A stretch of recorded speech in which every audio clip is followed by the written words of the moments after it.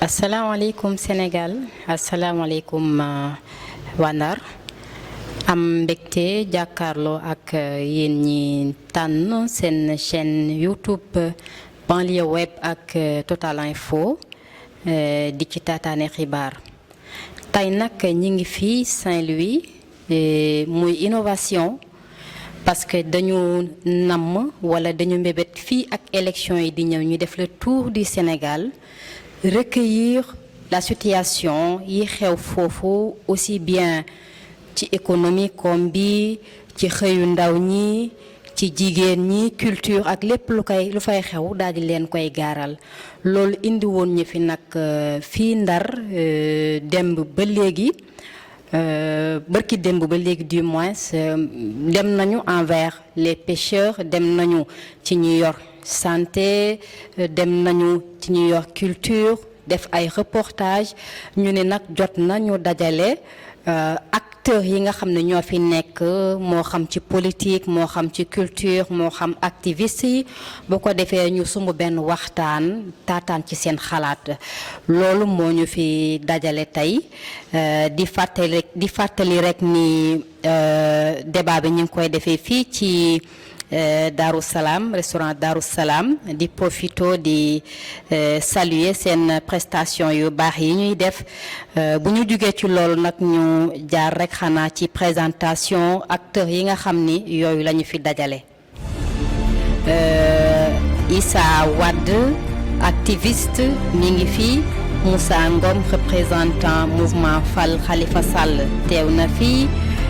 Ken Bougoul Faye di yeesal donc les démocrates réformateurs mi ngi fi am na aussi Medoune Mbaye di mouvement moom aussi bokk ci mouvement Khalifa Sall mi ngi fi ba tey madame Thioune Dieynaba Seck di coordinatrice acte du moins mi ngi fi ak Abdoulaye Mar di PDG Sunu Acte TV donc ci gàttal ñooñu ñoo fi teew débat bi nag tey dinañu ko def ci poñ yi dinañu waxtaanee pêche bi nga xam ni bi ñu defee tour bi gisante ak acteurs yi am na lu bari lu ñu ci wax dinañ ci waxtaane bu ko defee ñu profito waale waxtaane en même temps li ñuy wax la problématique des licences de pêche ak bël bi nga xam ne coow li ba léegi mi ngi fi bu ñu jógee ci poñ boobu aussi il faut que ñu waxtaane aussi l'avancée de la mer bi nga xam ne moom moo sabab ñu déplacer yenn population yi donc ñooñu ñi ngi ñaxtu ni ci situation yi ñu nekk dafa xaw a doy waar te ba léegi létteguñu leen firiwuñ leen donc dinañu profité waxtaane loolu profité aussi waxtaane l'exploitation du gaz sur la mer parce que pêcheurs yi dañ ni ñoom amatuñu droit nappe foofu ñoom aussi ñi ngi ñaxtu ci loolu donc loolu ay poñ la yoo xam ne dinañ ci waxtaan daal di ci ñambaasaale aussi la problématique de l'emploi des jeunes ku nekk xam na ni fii Ndar donc bi ñu recueillir l'avis des gens la principale activité li fi am donc c'est la pêche et ku ne xam ne ndaw ñi aussi dañu représenter nombre bu rëy ci population bu fekkee ni pêche rek moo fi nekk on sous-entend que donc chômage mi ngi fi parce que ñëpp xëy na mënuñu defi pêche donc dinañ waxtaan it ci la question de l'insalubrité parce que Ndar wax dëgg yàlla dëkku teraanga la dëkk la bu ñëpp bëgg dem waaye it am na ci ay zone yoo xam ni wax dëgg yàlla boo ko xoolee dina xaw a doy waar donc dinañ ci waxtaane bu ko defee daal di ci boole it la question de la santé parce que comme niñ ko waxee aussi dem nañu ba ci hôpital bi am nañ ñu ñu waxtaanal am nañu lu ñu jox lu ñu wax donc waxtaan la boo xam ni dañu bëgg internautes yi jële ci des informations parce que am na élément d'information yu ñu jox soxla nañ ci seen xalaat mais du xuloo daal du xuloo du teesante donc nañu góorgóorlu rek ba nga xam ni xam naa ni loolu sax xam ngeen ko comme ay acteurs ngeen donc ni ñu ciy waxee bu ko defee loolu mën a nekk njariñ pour ñëpp donc débat bi incha allah wala waxtaan bi léeg-léeg débat boo ko waxee nit ñi dañ ciy déggee xuloo waxtaan bi donc incha allah dinañ ko def pour 2 heures de temps donc comme ñeenti poñ la poñ bu nekk dinañ ko def 30 minutes donc poñ bu ci nekk intervenant dina ci am au maximum 4 minutes pour joxe ci xalaatam. xam naa dañooy jàll ci poñ bu njëkk bi rek comme ni ñu ko waxe woon mu aju ci napp gi ci pêche bi donc seetlu bi mooy y a beaucoup de frustration am na ci ñu bari ñoo xam ne seen xol taxu koo sedd trop ci ni mbir yi demee donc problème mu licence yi am na ñu ko wax problème mu bël bi am na ñu ko wax comme nag yéen a fi dëkk yéen a xam exactement li xew dañu leen di jox micro bi ngeen expliquer aux Sénégalais c'est quoi le problème lan la exactement. man su may wax ci domaine pêche dama naan pêche bi am na amélioration donte des na parce que nag lépp warul dajawul mais su ma gisee ni en ce qui concerne la pêche gis nañu tey jii licence de pêche ya nga xamante tey jii état bi négocié na ko jàppale ko suñu pêcheurs yi tey jii bu ñu jàppee ci domaine pêche bi da ngay gis gilet de sauvetage ya nga xamante ni ñoom tey jii ça ne leur coûte absolument rien tey jii ñun balaa ñuy def di wàlli yaan dafa fekk suñu kër moo tëggul tey li ngay dem ci dëkku jàmbur di ko wuti buñ ko bàyyee suñu dëkk dañ ko am lu dinañ am la nga xamante ni war nañu doy mbubb ak tubéy tey jii pêche bi tey jii bu yàgg ba man damay dégg bu ma déggee sama sœur bi wax loolu ñun Dakar la ñu jóge li ñuy ñun bu ñu bëggee jën dañuy yónnee Ndar ñu jaay ñu jën indi ñu ko yebal ñu ko ci horaire bi wala ñu yebal ñu ko ci oto yi ñu ñëw ñu jënd ci ñu dem xëy na boog am na la nga xam ne am nañ avancement de la mer waxoon nga dañ ciy ñëw ñu ngi noonu teg nañ ci chaque jour ngeen gis ni la Langue de Barbarie goxu mbaay sanc ba Guet Ndar chaque jour ngeen gis ni ay camion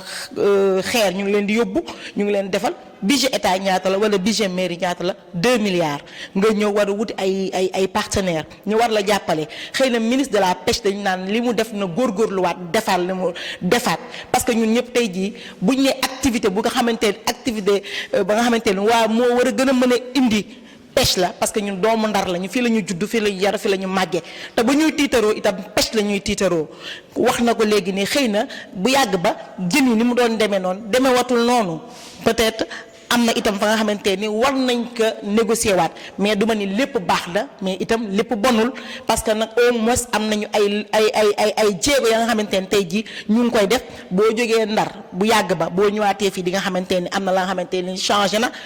moom sama frère bi wax na ko tey jii booy négocier da ngay négocier les acteurs concernés mais ils ont négocié avec les acteurs concernés mais dafa am la nga xam ne peut dafa am lu làqatu ci suuf gis nga ay nit am nañu association des pêcheurs bu ñuy waxante association des pêcheurs la ñuy waxal ñoom ñoo war a wax la nga xamante ni là où le bas blesse mbóot mi fu mu nekkee wala góom bi fu ñu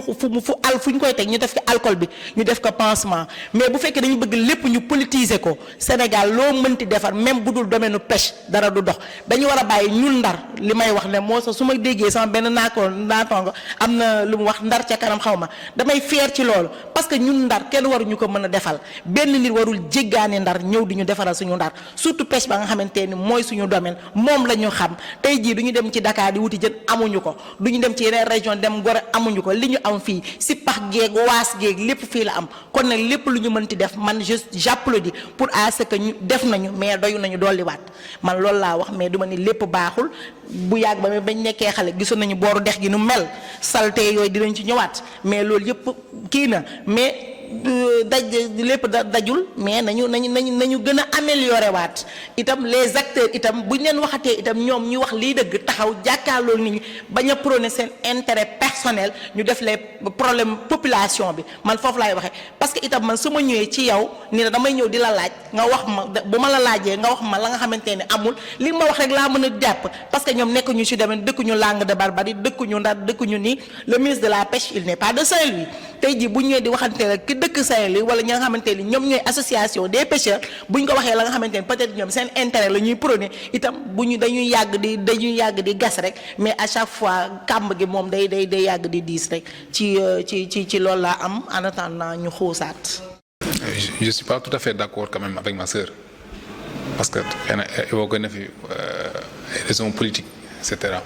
mais ku xam économie sénégalaise xam ni secteur primaire bu ko téye suñ ko waxee nag da ngay wax pêche wax agriculture wax élevage Ndar particulièrement Ndar bu mooy économie bi pêche la pour preuve tey quartier de pêcheurs traditionnel bi Guet Ndar la woon mais léegi boo demee quartier en banlieue Pikine ak yeneen quartiers yu bëri léegi les jeunes s'adonnent à la pêche pour wane la ni doole ak impact bi mu am tey suñu économie ak suñu jeunesse su dëkk bi laa wax quoi. donc secteur la boo xamante ni suñ siy wax tey bon peut-être xëy na mën nañ si wax ak passion parce que suñu ay rak suñu ay papa ñoo si nekk te si lañ yaakaar donc que muy côté état comme muy aussi de l'autre bord dañu war def ay propositions c'est-à-dire ñu aller sur le fond du problème wax exactement problème yi lan la pour man tey jii nii wax nañ ci problème de licence ak yu bëri loolu am na parce que état bi aussi moom c'est pas comment dirais-je moo am voilà moo am possibilité tey jii nii accompagner acteurs yi à travers ay projets te projets yooyu noonu bokk na ci la coopération entre états tey bu ñu xoolee République sœur de Mauritanie Sierra Leone ak Guinée tey jii nii ñoom seen pêche amul yenn problème yi comme ñun ñu ko gisee fii nii mais loolu soo ko xoolee aussi dafa lu ko waral parce que fii da nga fi gis ay gros navires européens yu ñëw tey di c'est-à-dire di song suñu géej bi napp ba pare ñoom dañu am tout les moyens nécessaires tey pour ñu gën a c'est-à-dire pour lu ñu bëgg ñoom ñu mën ko def alors que ñun fii suñu économie dafa informelle c'est-à-dire. C'est des partenaires de pêche avec le Sénégal. Pour autant, ñoom la ñu fii di napp pour autant que ñun aussi Sénégal. Voilà, c'est vrai. Voilà, c'est vrai. C'est que loolu aussi am na c'est-à-dire y a la coopération bilatérale loolu kenn ko bañ mais c'est que pêche dafa nekk secteur boo xamante ni tey dafa informel benn ñaar également kenn industrialisé wu ko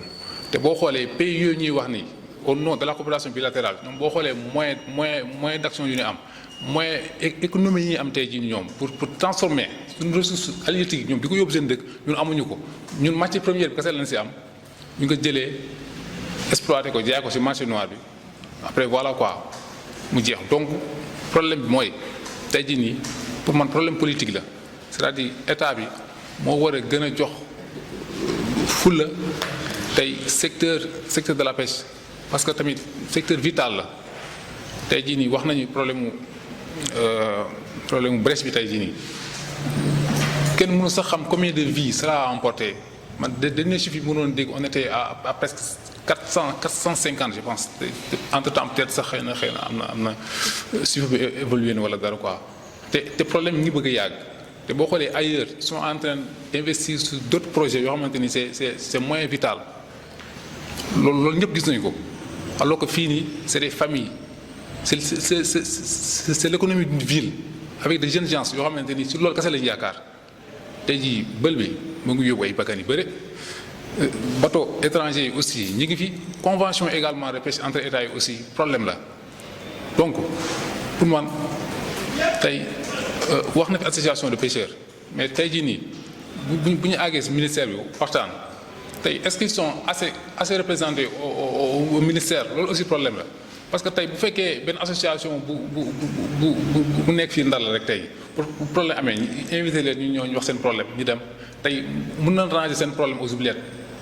mais tey faut ñu impliquer leen ñu nekk de vrais artisans tey si élaboration politique de pêche tey Sénégal fii nii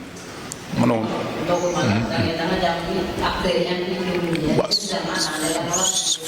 suffisamment dans l'élaboration surtout de la politique de pêche parce que tey jii nii soo xoolee peut-être xëy na ay technocrates la ñuy indi wala ay ñoo xamante ni xëy na bitim réew lañ jàngee woon mais tey li gën mooy comme que économie informelle la te ay doomi réew mi ñoo koy def te ñi koy def ñu bëri jàng ñu woon koon bitim réew seen ay papa ñoo ko doon def seen ay maam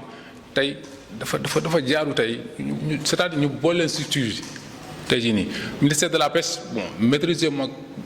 entièrement nu muy fonctionner seen instance yi xamoon nu muy demee mais je pense que tey au nom tey c'est-à-dire pêche intérêt bi muy suscité sur l'économie du Sénégal voilà à travers les villes côtières là Saint-Louis Dakar Ziguinchor et tout tey mérite nañu acteurs de la pêche yi tey ñu boole leen au plus haut niveau de prise de décision tey jii si seeni domaine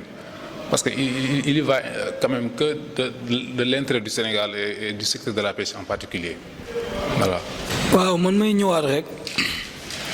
ndax li tax ci tàmbali ci njëlbeen ma présenté wu comme ndar-ndar ndax dugguma ci yenn statut yi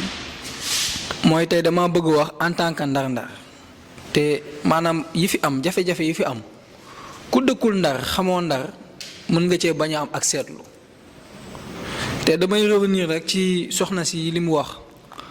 mooy daa wax yi nga xam ne moo jot a avancé boobu ak léegi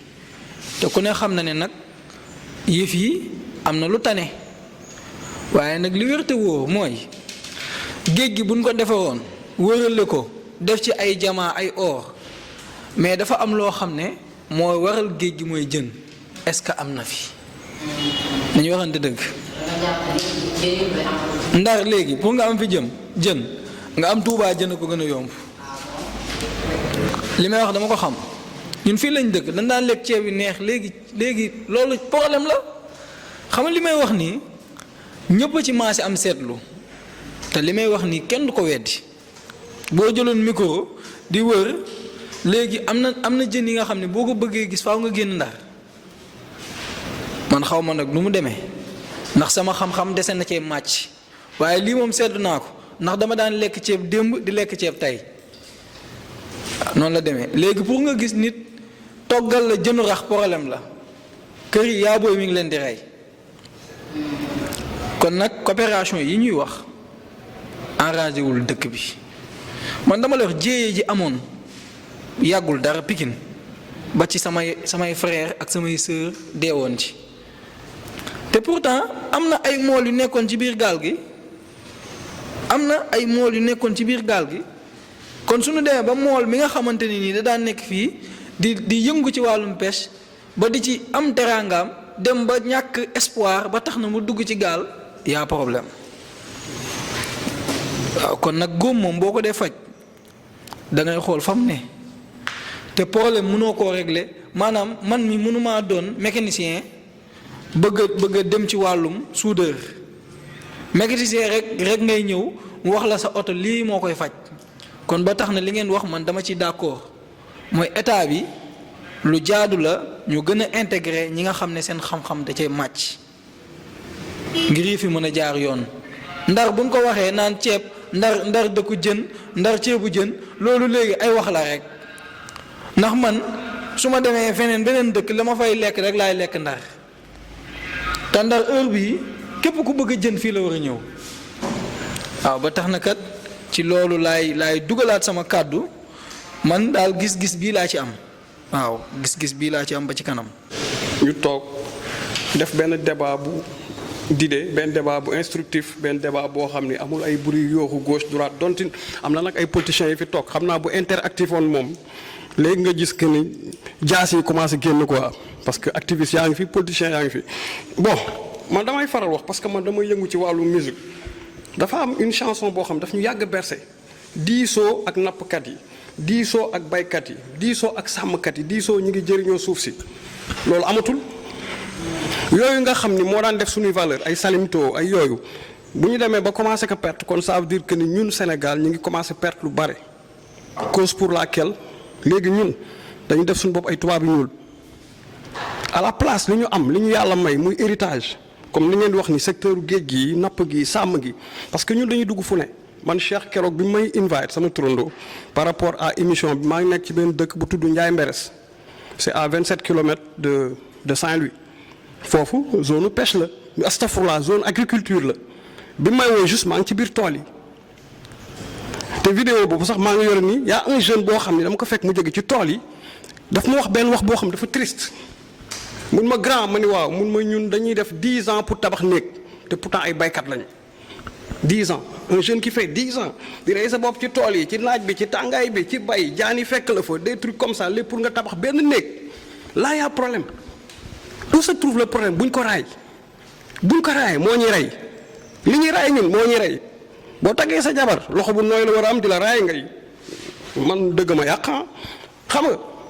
kon nag boo raayee li nga xam ne moo lay rey kon soxlawul nga naan dama bëgg defar Sénégal bu fekkee defar Sénégal moo ñu tax a toog nañu wax fi metti fan la parce que góom bi bu demee ba commencé infecté nga dem seeti un médecin avant pansement da koy creuser dindi abcès bi muy tab bi nettoyer ko ba mu set def ci lim ci def doo kaa bandaat mais du ñu rek band ko kon boobaa dañuy dagg sa tànk. Le problème c'est l'État. Quand on dit il faut mettre les gens qu'il faut à la place qu'il faut mooy état bi moo dugal boppam fu mu warul dugg ñun gas xam la li ma koy wax dañ doon foo gendar lu bare doonte dëgguñu fa parce que dañu amoon ay naataango yu dëkk gendar y a un musicien que tout le monde connaît qui s'appelle Texulo Tex ñun ñoo ko téye ci ba mu nekkee te tàggat ko ci musique am di ko fréquenter di dugg mu am benn labo photo foofu anytime ñu gis gendar yi di waxtaan ak ñoom suba ak ngoon fa lañ doon nekk ak gendar xam gendar lan mooy réalité bi wax nga ko léegi bi gars yi di immigré ci immigration clandestine bi mool yi ñoo bàyyi seen ay gaal seen ay caax seen ay géej pour dem immigré ci man chaque jour que Dieu fait maa ngi wax ak ay mool yu may jox ay info gas mi il en sait quelque chose parce que da doon jokkoo ak ñoom souvent parce que liggéey na lu bëri ci wàllum immigration des trucs comme ça par rapport kaay ak yooyu kon ñun xam nañ li xew en 2002 dama nekkoon en Gambie Yaya Jammeh sama président bi ñu tuddee que dictateur ma ni non parce que Afrique dafa am loo xam ne mooy defar dëkk il faut nga am noo mel pour defar sa dëkk dafa am lu mu wax dafa am lu mu mësoon wax mu constaté ni fii ci Gambia dafa commencé yàqu maan ñun ko ci naka mu ni bu fekkee ñi war a yéeg kooku ñooy dem géej kon dëkk dee day bare il a raison pourquoi pas laisser les molles les pêcheurs ñoo xam système bi ñu war a dem pour nappi ñu jox leen les moyens qu'il faut gars yi dem nappi indi jën man tey ceebu géej laa ñëwee wax nga dëgg jën amatul Ndar un Saint-Louisien qui mange du ceebu géej à ne pas finir parce que boo demee marché doo ndugg léegi jën yu baax yi ñu jël les licences de pêche jël ko jox ko ay occidentaux ñu indi seen gaal yooyu seen gros navire yooyu nga xam dañuy góox fu ñu jaaraat jën doot fa am wax nga ko yu ndaw yi butitu jën sax gars yi bàyyeetuñ ko quand ils ont découvert que ni butitu jën dañ ciy faj ay affaire deru jën boppu jën waasintooru jën geenu jën ah effectivement aromage bii ñuy rey nii butitu jën lañ koy def rek quand ils ont découvert ça mais lépp la ñuy góox yóbbu lépp jën yu ndaw yi ñu def ci ton jën yi ñu war a jàpp ñu màgg Mauritanie lu tax mu am jën 6 mois dañu am fulla dañuy tëj seen géej kenn du napp 6 mois jën yi produire mais fii ñu jàpp gars yi bàyyi leen à longueur de la journée 24/24 dañuy napp léegi nag Sénégal boo waxee ñu ni dañu bëgg Sénégal émerger émergence xam nga mooy lan nga dugg sa tool saxal ba mu commencé màgg kon garab gaa ngi émerger Sénégal tàmbalu bay émerger amatul garab ñun bàyyi naxaate bi te lépp ki ñu ko teg c'est le système encore c'est le système c'est qui c'est le gouvernement fu may mujjee mooy par rapport ak gendar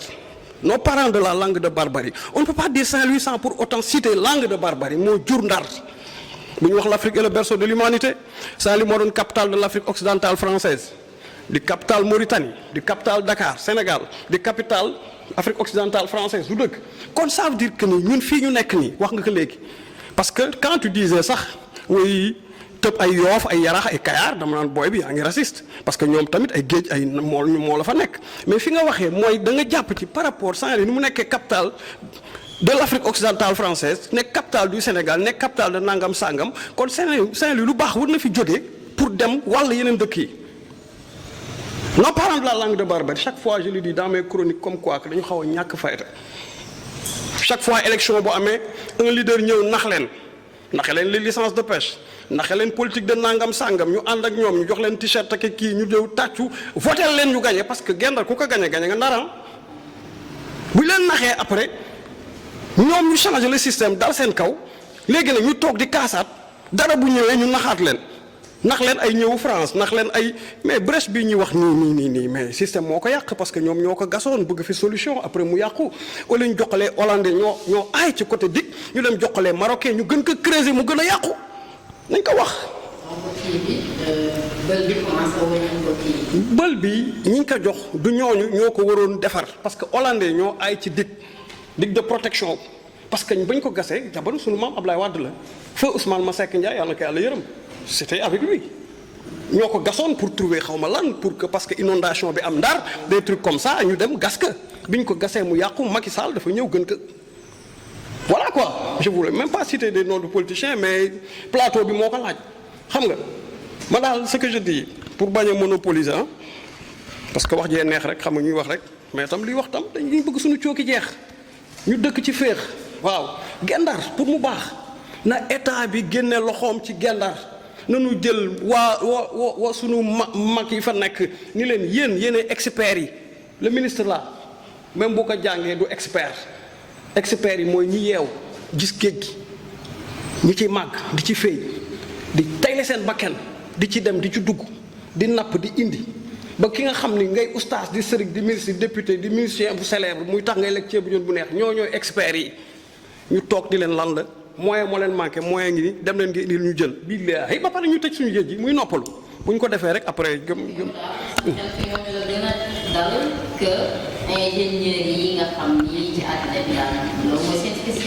waaw mais ban spécialité ingénieur yi xamuñu dara waaye yow contrairement ak quelqu'un bu màgg ci loolu moi je te dis ku màgg ci loolu kooku ëpp ingénieur xam-xam yàlla dafa jël xam-xam tasaa rek yow tey léegi nii man du ma ko xëccoog yow xamul tax non seulement avant nga koy jàngi da nga am amour bi moo la porté tey nga toog di diriger benn plateau vrai ou faux jàng bi diplôme rek la la jox muy këyit ñëpp a ko am fii ñëpp am nañu këyit mais këyit bi li ko jiitu lan la moom mooy li nga xam ni moom moo lay defar yow man boo gisee ma parce que ñun ay homme de terrain lañu dañuy sol suñu dàll di dugg di xool fuy metti di jéem a defar donte xëccoowuñu kenn këyit benn papier la rek boo téye mais expérience bi ci nit ki la mooy li koy forger gendar ki di gendar di forcément sama gars yi du dëgg ñoom dañu aay ci wàllum géej. non nga baal ma sax waaw dañ ci aay. connaissance nga baal ma mais connaissance ak savoir daa wute savoir mooy li ngay jàng connaissance mooy li nga pratiquer dañu waxante dëgg am déet.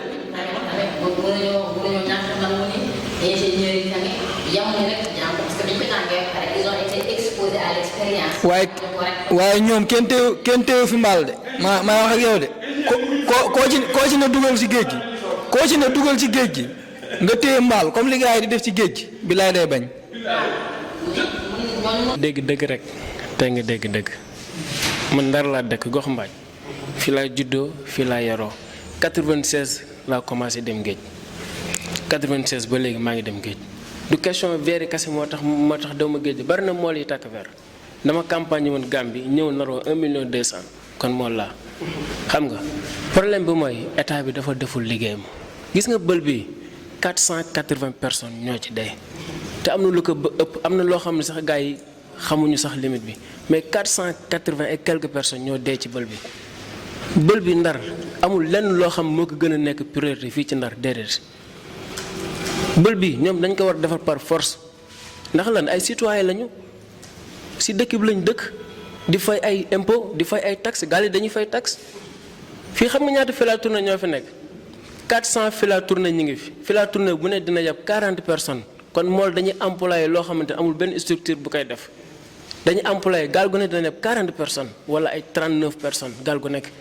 ci 400 fila tournée ñaata la gaal gu ne dafay fay permis 50 000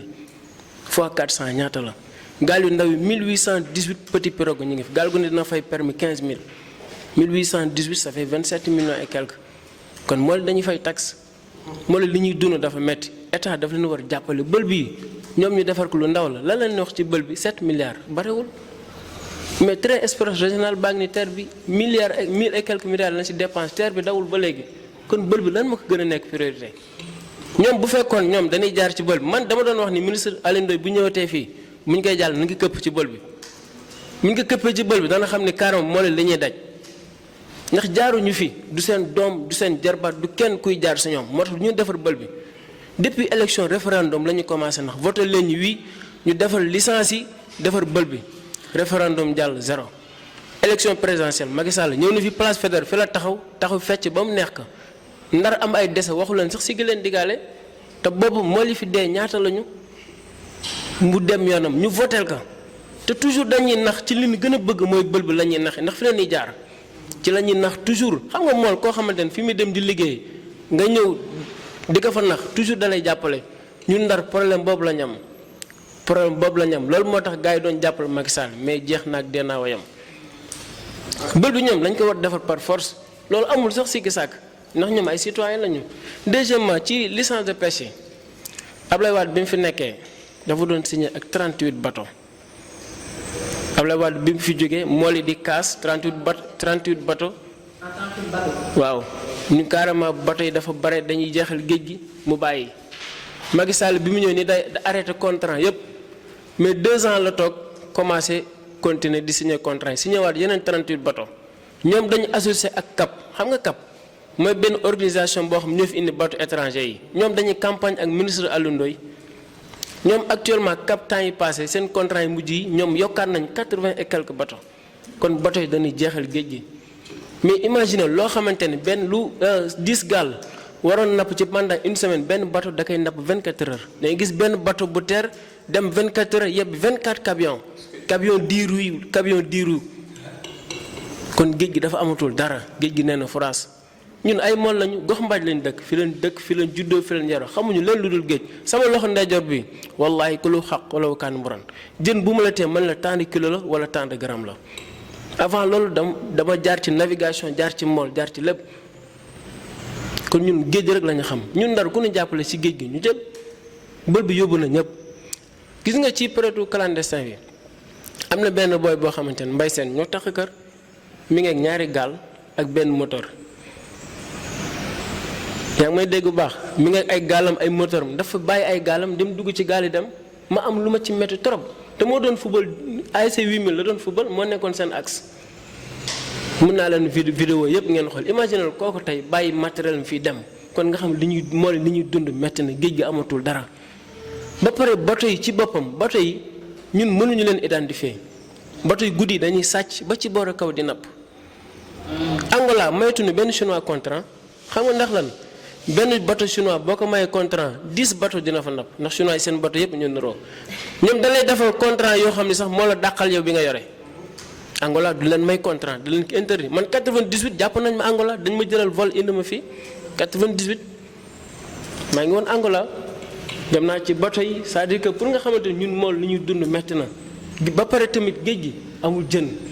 mënul ñàkk jën ba pare nga bëgg yokk contrat bateau yi mais dafay jeex tàkk te en plus que tamit Mauritanie ak Sénégal du ñu benn Mauritanie dafa am parc seen parc mi ngi Nouadhibou Maroc dafa am parc seen parc mi ngi Dakhla xam nga seen parc yooyu dafay jur jën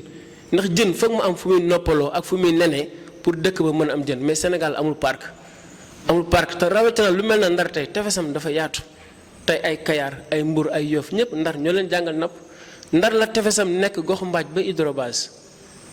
kon nga xamante ne Ndar macha allah Ndar ñaata gaal ñoo fi nekk ba pare en plus machine yi dafa cher machine 60 yi ñoom dañ ko doon ñëw bi ñu koy ñëw di ko indi fi CFAO dañ ko doon buux mool yi di leen ko jaay ñu leen koy jaay 1 million 500 actuellement machine mi ngi ci 3 millions 810 mille même ñoom nee nañ subventionné nañ ko ba tey prix yooyu moom lay jar xam nga affaire yëpp dañ koy politique rek di jéem a nax mool yi wàññi ko benn moment nii nga dem déposer carrément nga kii mais buñ ci pare nañ dañ koy yokkaat actuellement machine yaa ngi 60 yi mi ngi 3 millions 810 mille ba pare machine amatul qualité 40 yi sax ñoo tane 60 yi ndax gaal yi dafa rëy 40 mën koy 60 soo yi la mën yóbbu te machine yi amul qualité AC bu bareetul machine dañuy toj po def naa ci ay vidéo machine qualité bu baaxul te gis nga dañuy gis benn moteur da ngay jënd ni moteur tey nga dem géej ñëwaat moteur bu toj po bi mi ngi jar 400000 po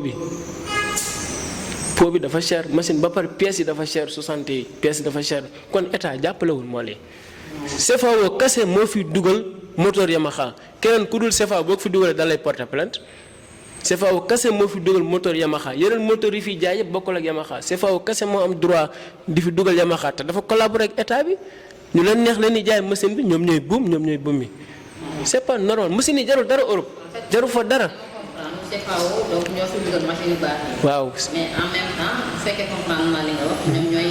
bàyyi aussi machine yu baax ni ñu koy jaay bien. waaw xam nga machine Yamaha mooy qualité bi gën a baax. te ñoom actuellement nii ñoom dañ koy defaraat boo xamante ni moteur 60 bi moom la gaal yu mag yi du yóbbu te moteur boobu amul qualité moteur mi ngi jar 3 millions 810 mille mais da ngay dem ñëwaat léegi machine bi panne mool yi li leen tere am xaalis machine yu bon si la bokk. te machine yi bu njëkk da nga daan jënd benn moteur 40 lu mu bon di nga ci dem ay 5 ans léegi chaque année bu ne moteur yi benn année lay def. des fois sax année bi du jeex moteur bi damm wala leneen ak leneen nga jëndaat machine bu bees ñun suñu campagne bi ñu dem Gambie 3 moteur la ñu jënd et ay ñaari yàqu na benn bi moo normal machine amatul qualité même poids bi ñu ci yeb bare na mais amatul qualité machine amul qualité ba pare dafa cher machine mook oto ñooy bi li ñuy jar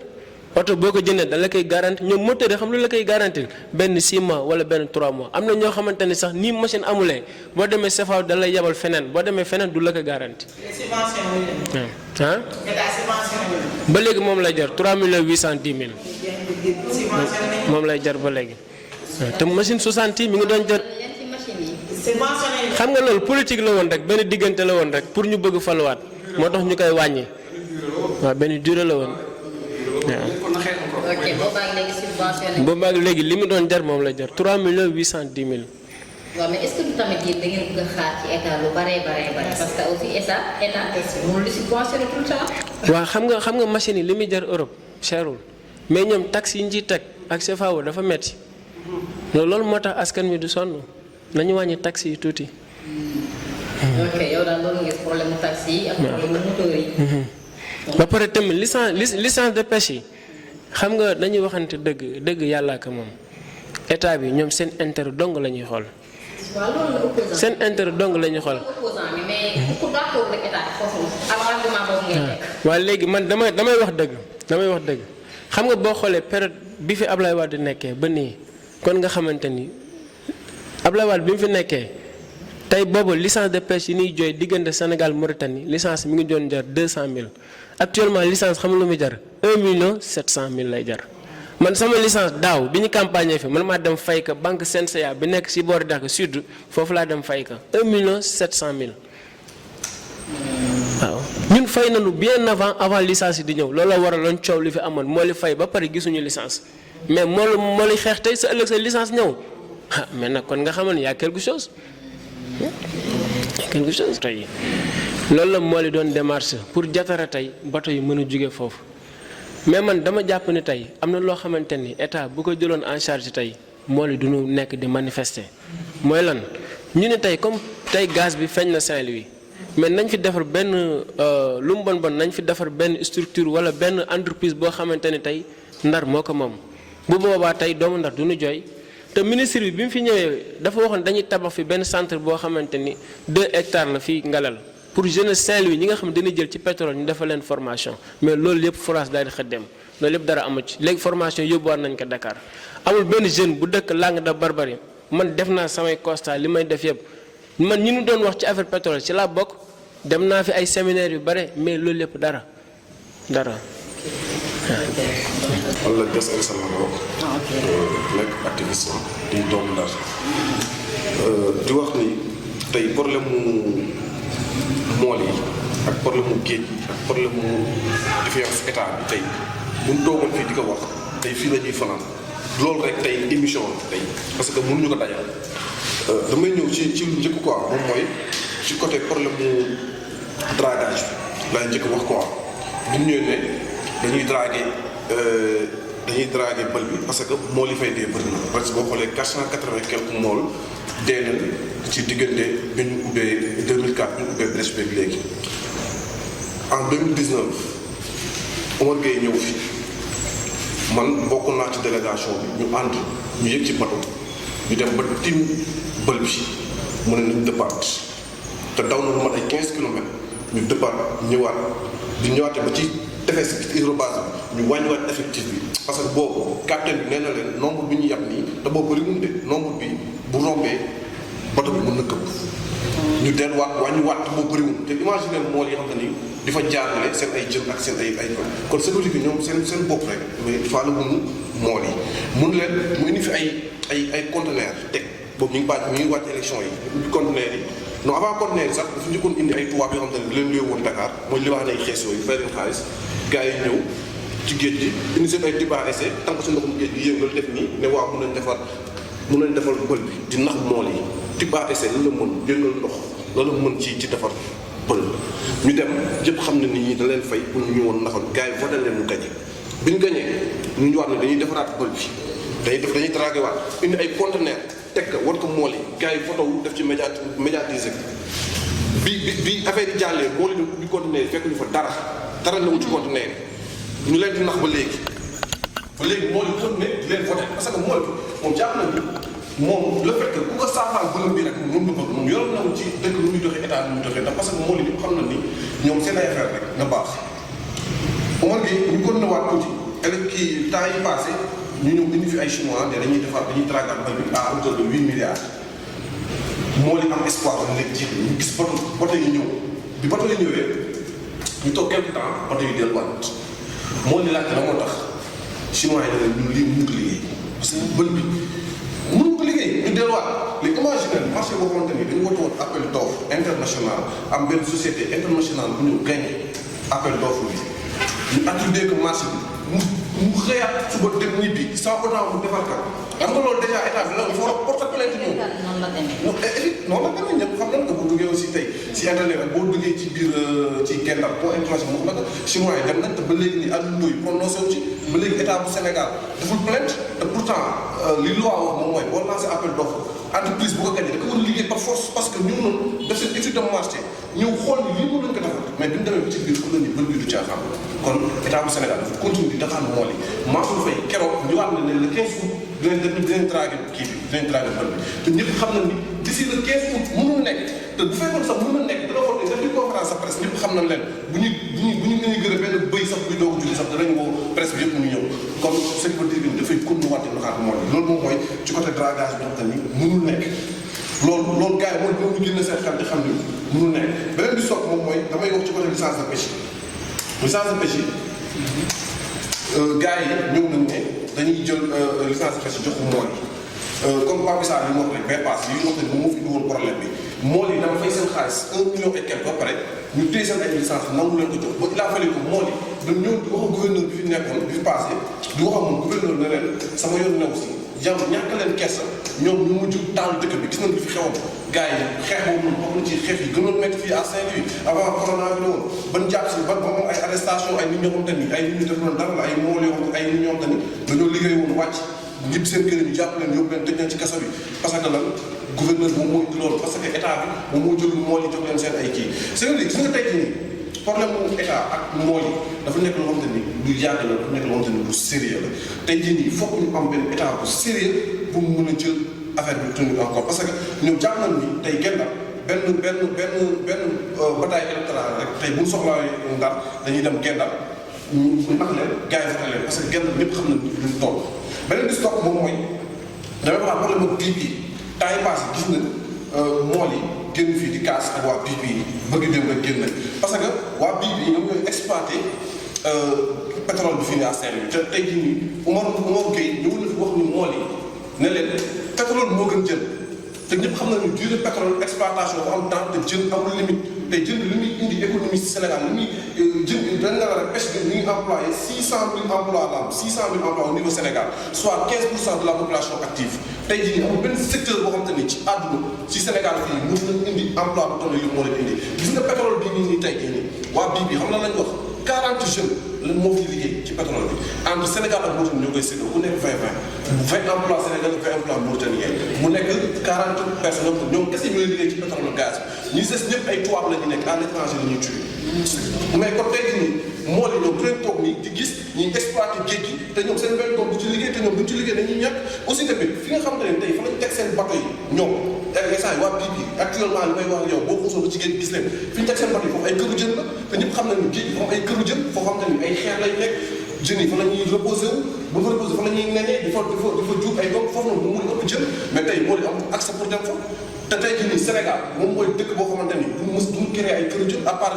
xeer yoo xamante ne yàlla def na ko tey boo demee Mauritanie dañuy tëj seen géej gi tey boo demee en Europe am na yenn secteur yoo xamante ne dañuy jël ay oto yu yàqu di ko fa dugal bu ko defee ak ay bagages yu bëri di ko sànni ci biir géej gi jën bi mën làqu di fa jug mais Sénégal yooyu amuñu Sénégal la lañ xam mooy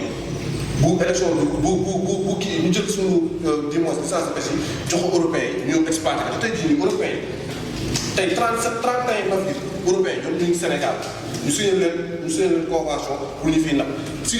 14 000 tonnes jën la ñuy yóbbu par an sur valeur de 15 000 euros 15 000 euros la ñuy fay ñoom si 5 ans yi 15 000 euros la ñuy fay ñu jox leen licence de pêche boo xam ne dinañ fiy jëlee chaque année 14 000 tonnes imagine 15 000 euros c'est combien 15 000 euros bëriwul c'est maximum 10 milliards léegi nag ci biir 15 000 euros yooyu noonu la ñuy jël 10 milliards yooyu noonu la ñuy jël génne ci benn 800 000 wala benn 1 milliard ñoom séddale ne moo leen dañ leen di subventionné ay moteur ak ay gilet xaalis boobu noonu ñuy jël di subventionné mool yi ay moteur ak ay gilet mooy xaalis ba mooy licence de pêche 11 milliards dañu jël woon ci européen yi jël ci 1 milliard la ci des ñu koy noosee la ca des Macky Sall di ci voyagé di si jënd ay avion di si jënd ay chaîne keroog fi la jaaree chaîne boobu si pont bi bi muy dem Matam ñu ubbi pont bi kenn guddi googu kenn nelawul pont bi dañ ko ubbi Macky Sall jàll chaîne boobu dem Matam parce que la confort bi mu soxla li mu soxla jalousie bi mu bëgg amul Matam mu dem jël oto boobu noonu yóbbu pourtant xaalis mool yi ak xaalis bi nga xam ne mooy xaalis contribuable Sénégal bi loolu koy jëndee c'est-à-dire il faut que ñu wax li fi am Sénégal foog ñu dëkk bi li fi nekk moom mooy dañ am benn état boo xam ne daf ñuy fooye dafa am benn état boo xam ne ni respecté wul mool yi dafa am benn xam ne weewul population bi loolu moom mooy seul problème ak mool yi fii nii te tey jii nii dafay gën a métti parce que ñi ngi exploité géej gi mool yi dootuñu demati géej mais aussi tamit seen doom yi dinañ toog nii di gis ñuy exploité comme Sabodala boo fa demee ni ngay gisee population Sabodala ñëpp xam ne ñoo gën a sonn ci Sénégal te pourtant or bi jógee Sénégal lépp Sabodala lay kiiwee tey loolu lay démarqué tey jii nii ci mool yi dinañ gis ñuy exploité gaz bi ak pétrole bi ci biir géej gi ñoom dootuñu mën ci dem géej ñu toog sonn bu ñu am lu lekk tey jii nii boo xoolee immigration clandestine bi bu ñu demee ba mool yi di jël seen ay gaal mool yi di jaay seen ay affaire di dem di immigré ci nga xam ni métti na nga xam ni tey jii nii espoir amatul Sénégal espoir amatul si jeunes yi tey secteur bi employé 600 000 jeunes ñu bëgg fooyu nii Sénégal dañu am ci àll. doguma la c'est que man ce que je ne comprends pas je me dis que ni état xam na pêche enjeu bi mu nekk et xam na ne aussi Guet Ndar enjeu le poids électoral la man je ne trouve pas d'explication à ce que état di piétiner la volonté des pêcheurs tout en comprenant qu'ils jouent avec le feu. Est-ce que le problème bi dafa nekk feneen mais que yéen déjà jàpp ngeen état bi par exemple est-ce que problème bi daa amul yéen. amul feneen fu problème bi nekk fu état bi. c'est-à-dire xam nga mool yi aussi tamit ñoom ñu baax na mais état bi dafa lu ko neex ba élection jotee benn Fall Baraye génn benn Mansour Faye ñëw guuxi leex ñëw taxaw jox leen ay quelque dig leen rek jaayee voté leen. c'est ça c'est-à-dire mool yi ñoom dañ dem ba paa yi fa nekk gën a fa ay paa yoo xam ne ñoo yàq Guet Ndar mais aussi am na ay jeunes yoo xamante ni tey pare nañ pour bañ loolu tey boo demee ñoom Issa ak ñi nii tey dañuy def ay alerte ay activistes lañ si li ñu nekk boo demee biir Guet Ndar am na ay boy yoo xamante ni ay activistes lañ dañ koy bañ mais li kii mooy Guet Ndar paa yi ñoo ko yàq ñoom ñoo tax état bi dafa leen neex fii la leen Mauritaniens yi dàq ji hydrobase dóor leen bal mu dee ba leen day war fii jël say moor dàq ji leen Mauritanie ba bii ba sa biir dëkk ba hydrobase bii nii naa ñu doog tuuti delluwaat bi Mauritanie ñaata yoon la fi rey mool ci biir géej gi fa lay mujj fenn c'est-à-dire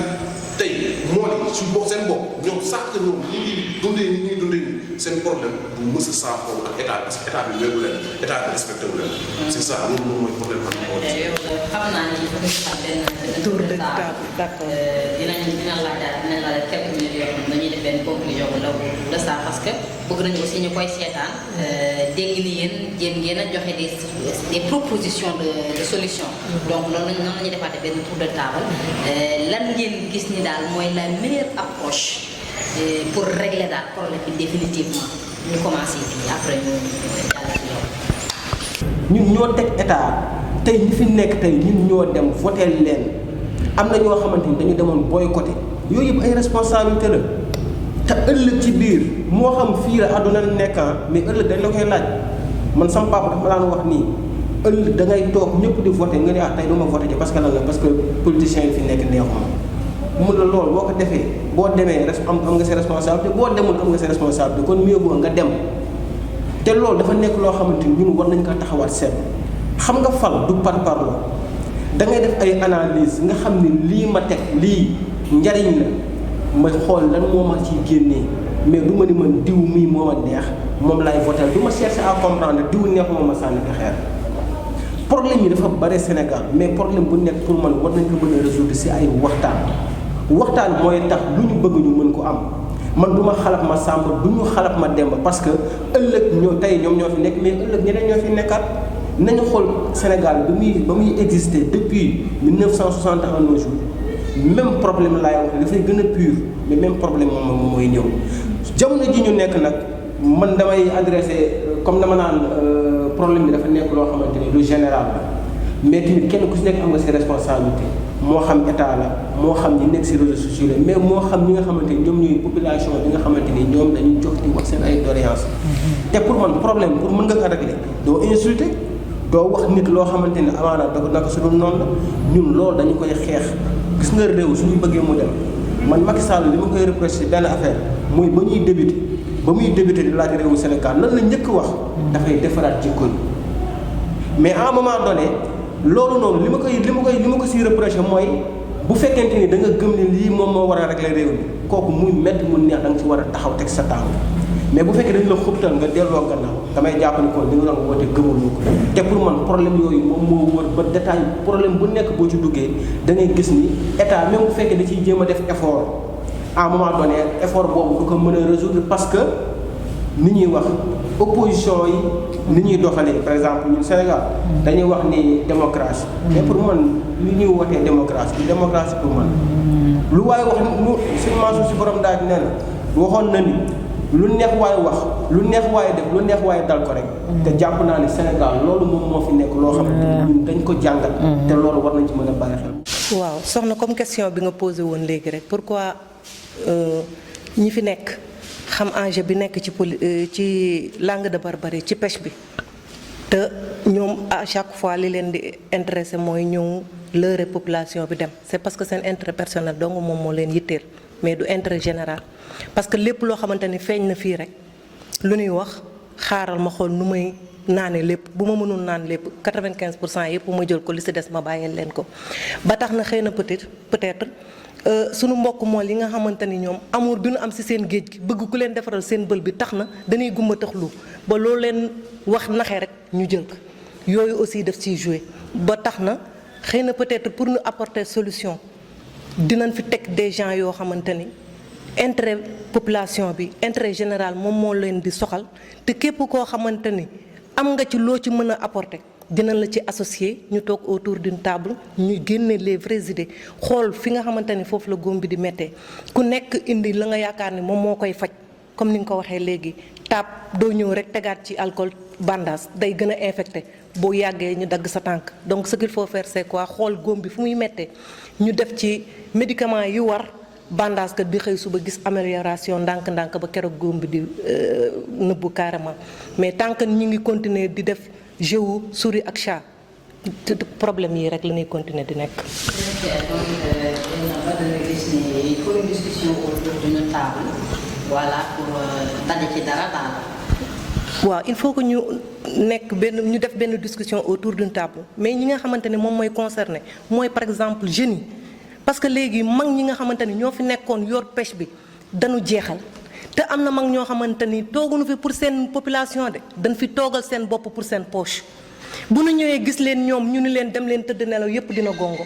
ñooñu la ñuy jël duyal leen seen poche ba mu fees te rencontre leen des bobards ñooñu tamit jël loolu di leurrer les gens mais loolu moo fi jeex parce que jeunes yi léegi joxoon nañu mag ñi kersa joxoon nañ leen seen gëdd mais na mag ñi xam ne léegi seen temps de retraite dafa jot ñu dem toog ne di superviser nag te jiital ndaw ñi ñoom tamit doxal wane li nga xamante ni mooy seen intérêt pour ñëpp ñu doxal ko. ok donc na mag ñi xam ni seen temps de retraite jot na. ñu bàyyi ndaw ñi oui. ok dégg nañu li nga wax xam naa balaa ñuy jàll ci keneen gi rek dañuy profité dugal la insertion publicitaire daal di dellu si waat.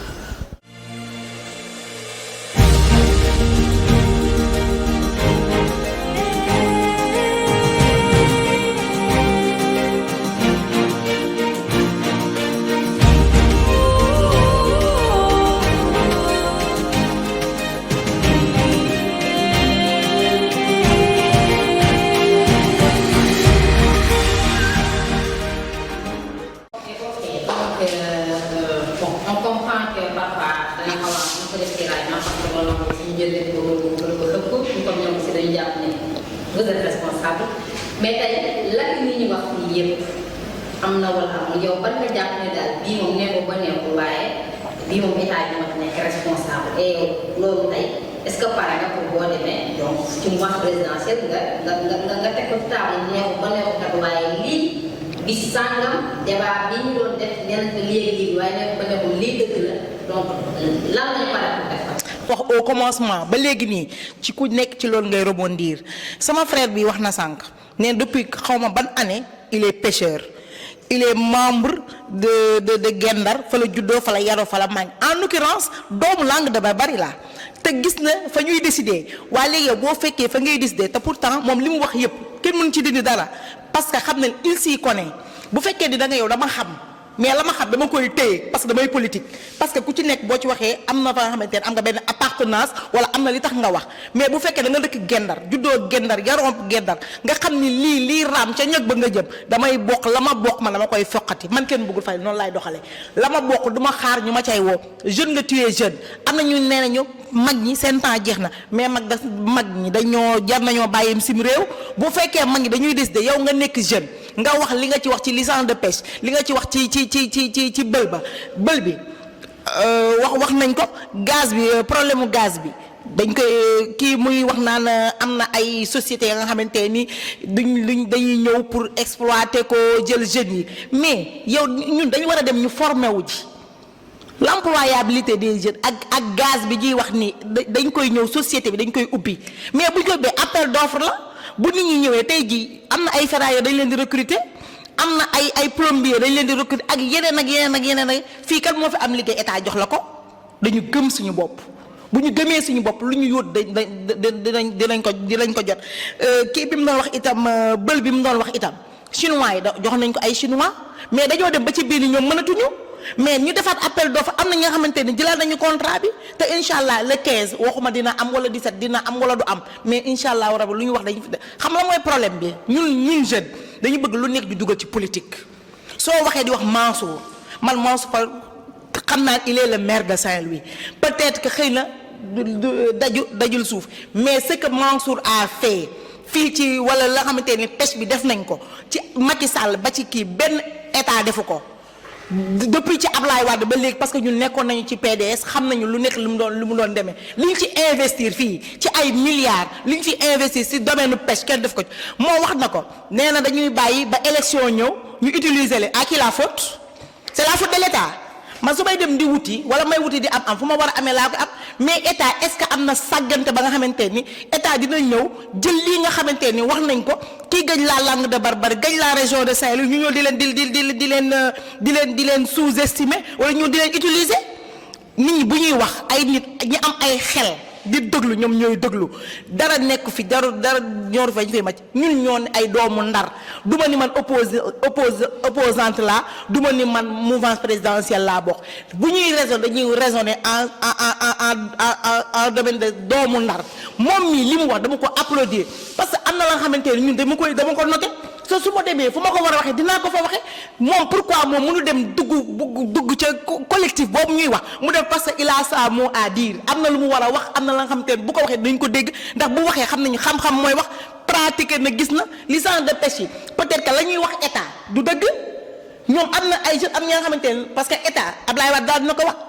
demoon na ay moment yaa nga xamante ne li ñu ko wax rek la mën a dégg mais état mënul nekk partout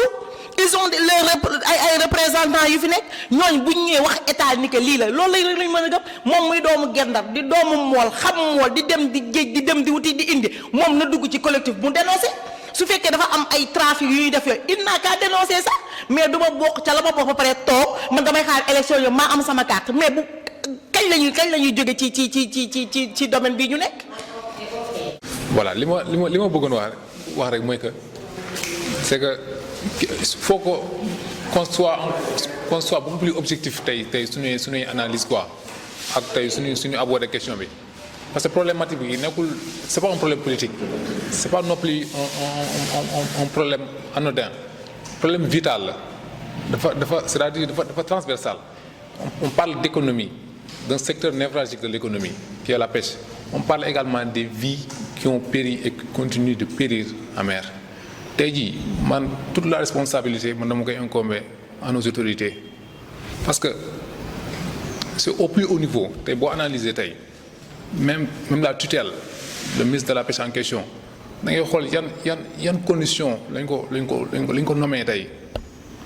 parce que c'est au nom du quota qu'il bénéficie de la coalition Benno Bokk Yaakaar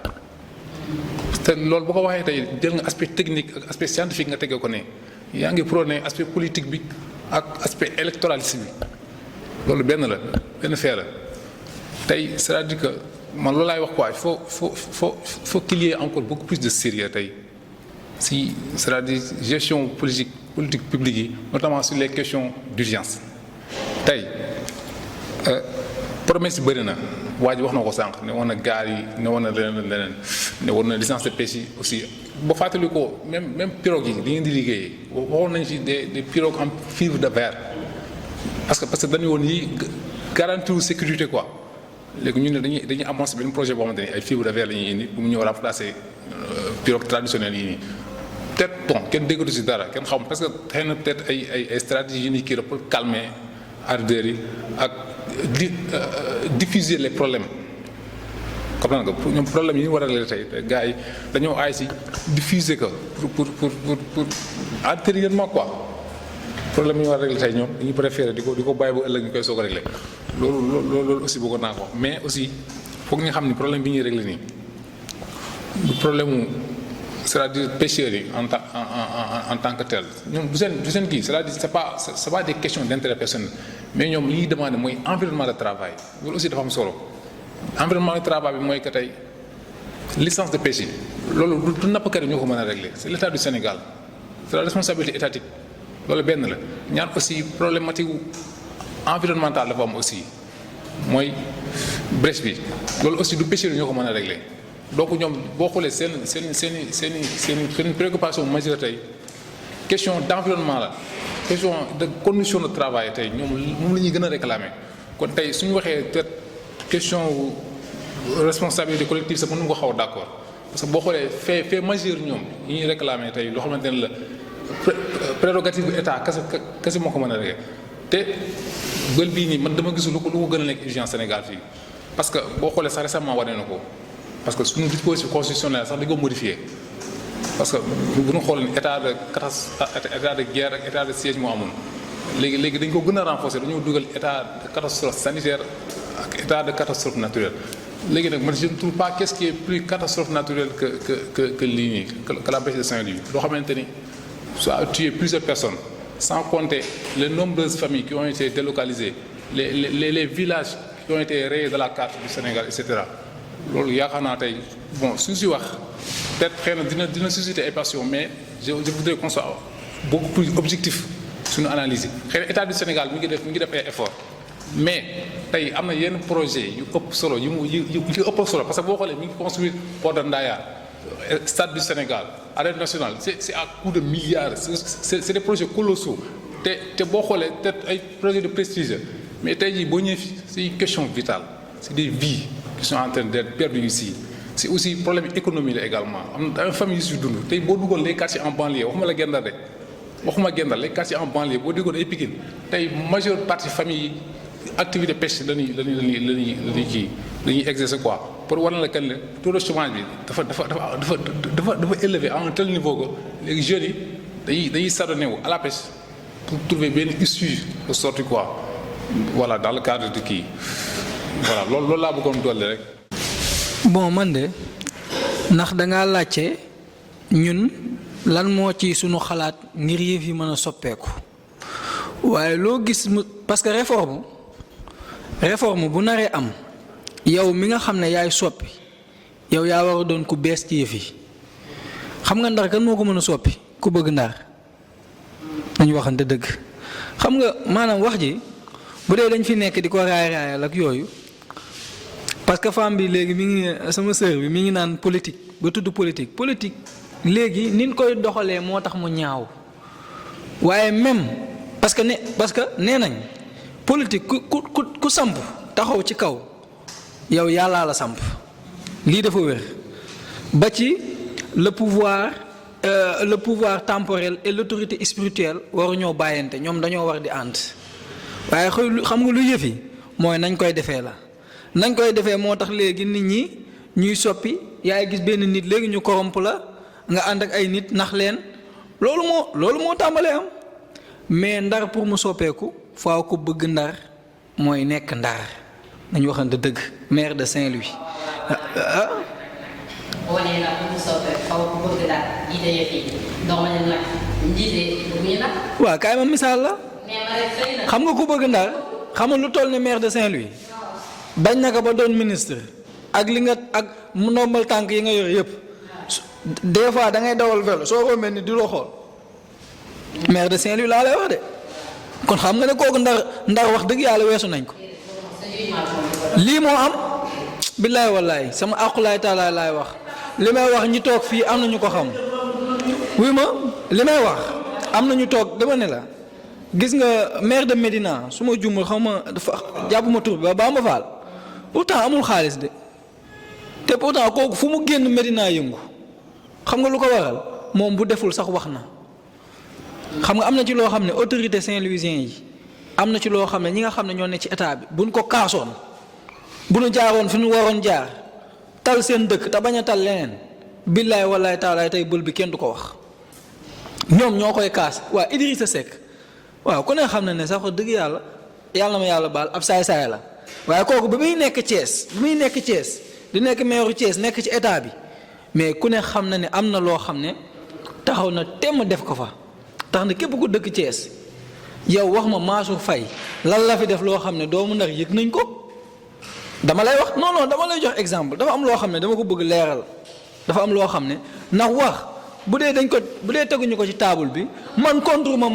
la ma wax man contre ma kenn non waaw mais en tant que jeune léegi en tant que jeune sama xalaat en tant que jeune sama xalaat non éclairage public moom dëkk boo dem fekk fa ñun ñoo fi gën a néewi làmp sagata sax soo fa demee leer na dama léegi non ci débat bi laay ñëw xamul tax ma ne débat bi li nga xam ne fi mu ne nii état bi mu fi nekk ak léegi ñu ngi fi bëgg a yàgg macha allah kaar nag ñu ngi fi bëgg a yàgg de luñ fi deful woon dootuñu ko def lu leer laa lay wax dama ne sa noonu démb bu la nangulee tey pexem daa jubut ñoom biñ fi toogee ba léegi amul lenn li nga xam parce que nañu waxante dëgg kii mi ngi naan éclairage public dafa am lu ko gën a urgent dafa am loo xam ne mooy cas urgent xool loolu il faut que ñun ñëpp ñu maase ko xam mooy bël bii billaay ku ci deewul sa mbokk dee na ci est-ce que dégg nga wax ji mooy li nga xam ne mooy lu urgent mooy li nga xam ne mooy li taxaw temb yaa ngi dégg li may wax ni moo am léegi nag xaw a bël bii ñun kan lañ ci yaakaar ma yaakaaruma ci état bi nii maire de Saint-Louis xam nga ku ma ci yaakaar ku gëm Saint-Louis bëgg Saint-Louis yaa ngi dégg ba pare di xeexal Saint-Louis ci état bi waaye déggoo la ma la wax man ñi ma xam te nekk ci état bi yaa ngi dégg ñoom defuñu lu dul président sant leen ñu ne ko loo bëgg rek waaye pour Saint-Louis lu mu bëgg taxawuñ ci man lii laa lay wax man la ma xam. bon man fi may dugg mooy dama bëggoon tuuti leader politique yi ñu tàggat seen militants yi ci xam-xam bañ leen tàggat ci xam-xam. sunu sœur nan la tur bi sax encore kenn bëggul fay ku baax nga man sama yaay rek laa bëgg fay la sant fay mooy fay kon yaay fay ñi fi nekk ñëpp. tout à l'heure dama gis nga wax appel d'offre par rapport ak pétrole wala gaz ndaw mbalit wala boutique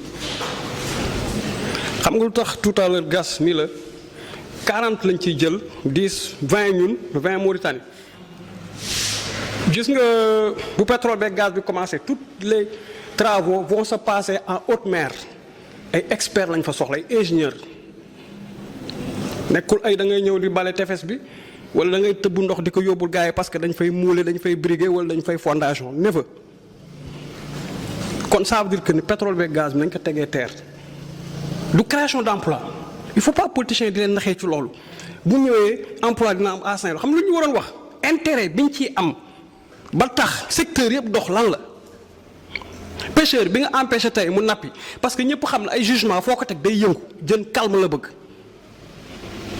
dëkk yi nga xam ne seen jën yi ngi produire bu nu amul des plages rocheuses yoo xam ne jën yi dañuy nen ci xeer yi dañuy jël carcasse Sénégal moo ëpp mbalit foo romb ay oto yu yàqoo ki consort dañuy jël oto yi yóbbu biir géej tëmbal ko fa jën yi am fu ñu nen tey boo empêché tey mool ba nappi nga ñëw ni à la place pétrole génn na fi pétrole lourd dañ ko war a exploiter ni nga traité affaire yi doxul Sénégal lim ci am as tuut la léegi nag nga ni woy jeunes yi da ngeen am emploi da nga leen di nax tous les travaux vont se passer à haute mer ci biir géej ga te c'est des experts ay ingénieurs ñoo fay dem di liggéey ay ñoo xam dañoo jàng ba ni xarañ nekkul ay balekat wala kii ciment wala maçon amul foofu de ay maçon bi waaw ma defal naa ñëw rek ñun expérience la ñuy waxee ak xam-xam waxuñu pour wax waaw même ba ñëw xam lu tax max la loolu xam nga tax ñu experts yooyu noonu ñoo fi néew ingénieurs yooyu ñoo fi néew nekkul ni booy boo taxawaal ci mbedd mi ingénieur la bu ñu jël dugal ko ci biir géej ga pour mu fay liggéey du effet de tabax du bâtiment du ciment du ndox du suuf foofu xam-xam la ay jugement la sama xol ba tey te xam loolu lu ko waral mais boo créé ay chômeurs créé ñoo xam ni amuñu temps pour nelaw gu doy pour yeewu dem liggéeyi à longueur de la journée ils sont dans la rue parce que dañuy faral wax que ni la ku amul kilifa jinne di sa kilifa la rue moom la ñu jagleel jinne ak yooyu consort booy xajatuñ ci kër gi gendar bii ñuy wax ni mais ils sont tellement macha allah peuplés ba nga xam ni tey am na ñoo xam ne dañuy nelaw guddi ñuy nelaw bëccëg élèves yi ñooy nelaw guddi parce que dañuy yeewu jàngi mag ñi dañuy taxawaalu dans chaque coin de rue pour am bu ñuy yeewoo ñuy ñëw jël relève bi dem tëddi mais loolu lan moo ko waral lu dëkk bu bon fu ñu toll naan Sénégal war na toll fii parce que am nañu lii am nañu zircon am nañu gaz am nañu pétrole am nañu nangam am nañu sàngam nga toll foo xam ni nit ñi bu ñu añee du ñu reer bu ñu reeree du ñu ndékki bu ñu ndékkee du ñu njogonal amuñu fu dal fu baax nga dem dugg ci àll bi booy di bay naa la il faut 10 ans pour que ñu tabax néeg tu vois tout ça et là bu ñu ko waxee ñu ni non yéen da ngeen contre diw du contre diw matière la sama yaram bii tey bu fekkoon dafa dilim damay jël diw ko ci mu nes yi du dëgg yow booy togg boo jëndee jënd yàpp jënd leneen da ngay jënd diw mooy dëwlin bi matière boobu nag bu manqué ñun dañ koy uti nos leaders duñu ay matière nos leaders dañu des il faut que ñu taxaw affronter leen wax ak ñoom du rôle activiste nañ bàyyi ku nekk ñu diaboliser ni activiste la activiste mooy lan mais activiste tout le monde peut être activiste même taalibe bi activiste la parce que sëriñ bu koy dóoraat mu génn créer coalition am ak yeneen taalibe yi ni woy dootuñu kii parce que sëriñ bi moo indi taalibe yi tey dootuñu jox versel dañuy dem di gas di suul parce que sëriñ bi bu ñuy dem di ko jox mu sas leen téeméer par bés après léegi nag sëriñ bi mi ngi am na boutique sëriñ bi mi ngi tabax étage sëriñ bi mi ngi dawal 4x4 taalibe bi di gën a jox sëriñ bi léegi taalibe c'est des activistes parce que activiste mooy kuy wax dëgg nag gars yi bàyyi Sénégal ku ko taxawal rek ñun ko non activiste nga da nga contre politicien on est rien contre man je veux même pas sax ñu toog ci plateau à longueur de la journée di citer une personne di ko may promo cette personne là bu mu fàttali dañu boole suñu ay compétences suñu avoir suñu savoir suñu lépp jox ko bu toggee ci bureau climatisé c'est nous oto bu baax bu ko dawalee c'est nous bu takkee soxna bu ngéntee doomam c'est nous parce que moom kese sans les Sénégalais du dema kon cette personne là s'il déconne il faut que ñu def ko rappel à l'ordre indiwaat ko tegaat ko ci code bi mais tey sama si sax xam nga ndeysaan ñun ñëpp ñu ngi wax calme mais xaaba xët-xët yi quoi xol bi oui non xam nga non parce que ça la politique quoi ah d'accord maa ngi jégalu waaw non dama def remarque quoi politicien bu la bëggee lëre rek day chambouler affaire yi quoi day chargé quoi xam nga waaw donc voilà di wax ni plateau bi nice na ñun ñëpp xam lu ñu fi tax a toog ñu bàyyi suñu lépp heure bii waroon nañu fekk suñu ay business fii kenn ku nekk sa business nga am man liggéeyalu ma état de état yoru sama ceeb maa ko yor su ma bàyyi toog ci plateau bi pour que yeneen ceeb neex c'est parce que ñun soxoruñu quoi ñun bëgg Sénégal dox. Sénégal am na lépp pour dox billaahi wallaahi taalaay Sénégal moo dàq ci dëkk yi balaa nga xam nga génn dem dëkku jàmbur ci ngay xam ne que yow la ngay xeeb mais ñi ko yor ñoo ko doxalul Sénégal bu ñu fàtte état continuité la Senghor moo fi ñëw liggéey Senghor et puis il était intelligent le président poète si vous vous souvenez Senghor da daan yokk dërëm ñu kaas mu wàññi juróomi dërëm Abdou Diouf ba mu ñëwee commencé na teg foofu tànkam Ablaye Wade ñëw nekk un vieux mais il était le sauveur xam nga ñëw génne ñu ci tolof après ñoom un président qui est né après l'indépendance xam lépp war a am yërmande du ma ni président boobu nii mais mu ñëw gën ñu delloo ci buumu njaam tey lépp tubaab et puis kaa ma xamal la gis nga DIC on parle de DIC Eiffage forum tali la forum du DIC Eiffage la ñu jox projet bi nee naa leen DIC bi pour mu baaxaat dañ ko jox hollandais yi ñoom ñoo ay Hollande boo fa demee lépp ndox la dañ ko sëkk dëkke ils sont très forts en matière de DIC ay Pays-Bas ils sont trop forts mais pourquoi ñu jël ko di ko joxat les Français lu baax France parce que lan la parce que yaa angi si roche am na lu xew ci suuf mooy defal ma defal la loolu nag tant que bàyyiwuñ ko fii plateau bi dana am téeméeri fukki juróom-ñeent li ñu wax duñ ko changé léegi le problème qui se pose mooy secteur pêche bi dafa sooxe maay booy kàngam nga yéex naa la xam man maay Serigne Xel mu sell sa classe gi rek laay wut yéex naa la xam de yow am nga xam-xam loolu mais sa xam-xam bii nag science en conscience nekk une de l'âme bu toog ci plateau rek soxna si li mu la wax damay nangu ci moom génnal nga génne sa xam-xam partagé ko dem affronter leen seen paa yi nekk foofu noonu di li njaa di teg dil ngeen ñëw wax leen ni leen ñun yeewu nañu ñun jàng nañu ñun xam-xam nañu da ngeen ñuy boole impliqué ñu ci affaire yi donc mu gën a nice quoi waaw di jégaluwaat bu baax a baax. waaw di wax rek xam nga problème mu bël bi état ñoom ñu defar ka lu yomb lay doon ndax bu ñu xoolee lu jëm ci mbirum ndox hollandais yi ñoo ci mën ñoom hollandais bi ñu defee seen projet ñëw fii. président Macky Sall da ko rafetlu mais après dafa toogaan ni carrément hollandais ñoom li leen proposé dafa xaw a metti te pourtant loolu moo baax su ñun mais lu metti te baax mais moo gën lu yomb ba pare bon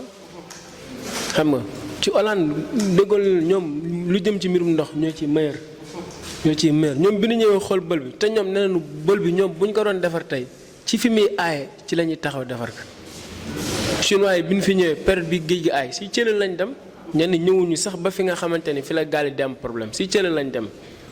pour dem a tester xool ndax mën nañ defar bël bi wala déet ndax bëlu suuf si dafay dund gaal bu fa teeree nii lay def day incliné day def nii ndax suuf si mooy dund cuune du ko liggéey te hollandais yàlla da leen may ci mbirum ndox dañ ci xam lu bare. waaw jox ko hollandais buñ ko defee moom yaakaar naa jafe-jafe yëpp dina dañ tamit di am benn appel bu may lancé. ci suñu autorités yi ñu bàyyi ci xel bu baax état bi sax laay wax tey fa tey Ndar boo gisee problème yi ni am ba tax duñu am jën dañu amul ay marine daf fi amul marine kañ la fiy ñëw ñu ne Mauritanie dugg nañ fi fetal nañ fi benn mool marine dooree ñëw bu fi ñëwee daf fiy taxaw benn une semaine demaat yoonam te fii frontière bu ne dafa war am base de marine loolu par force demal Angola demal Maroc demal Mauritanie demal Côte d'Ivoire demal Sierra Leone frontière yëpp dafa am base de marine yoo xam ne marine dafay taxaw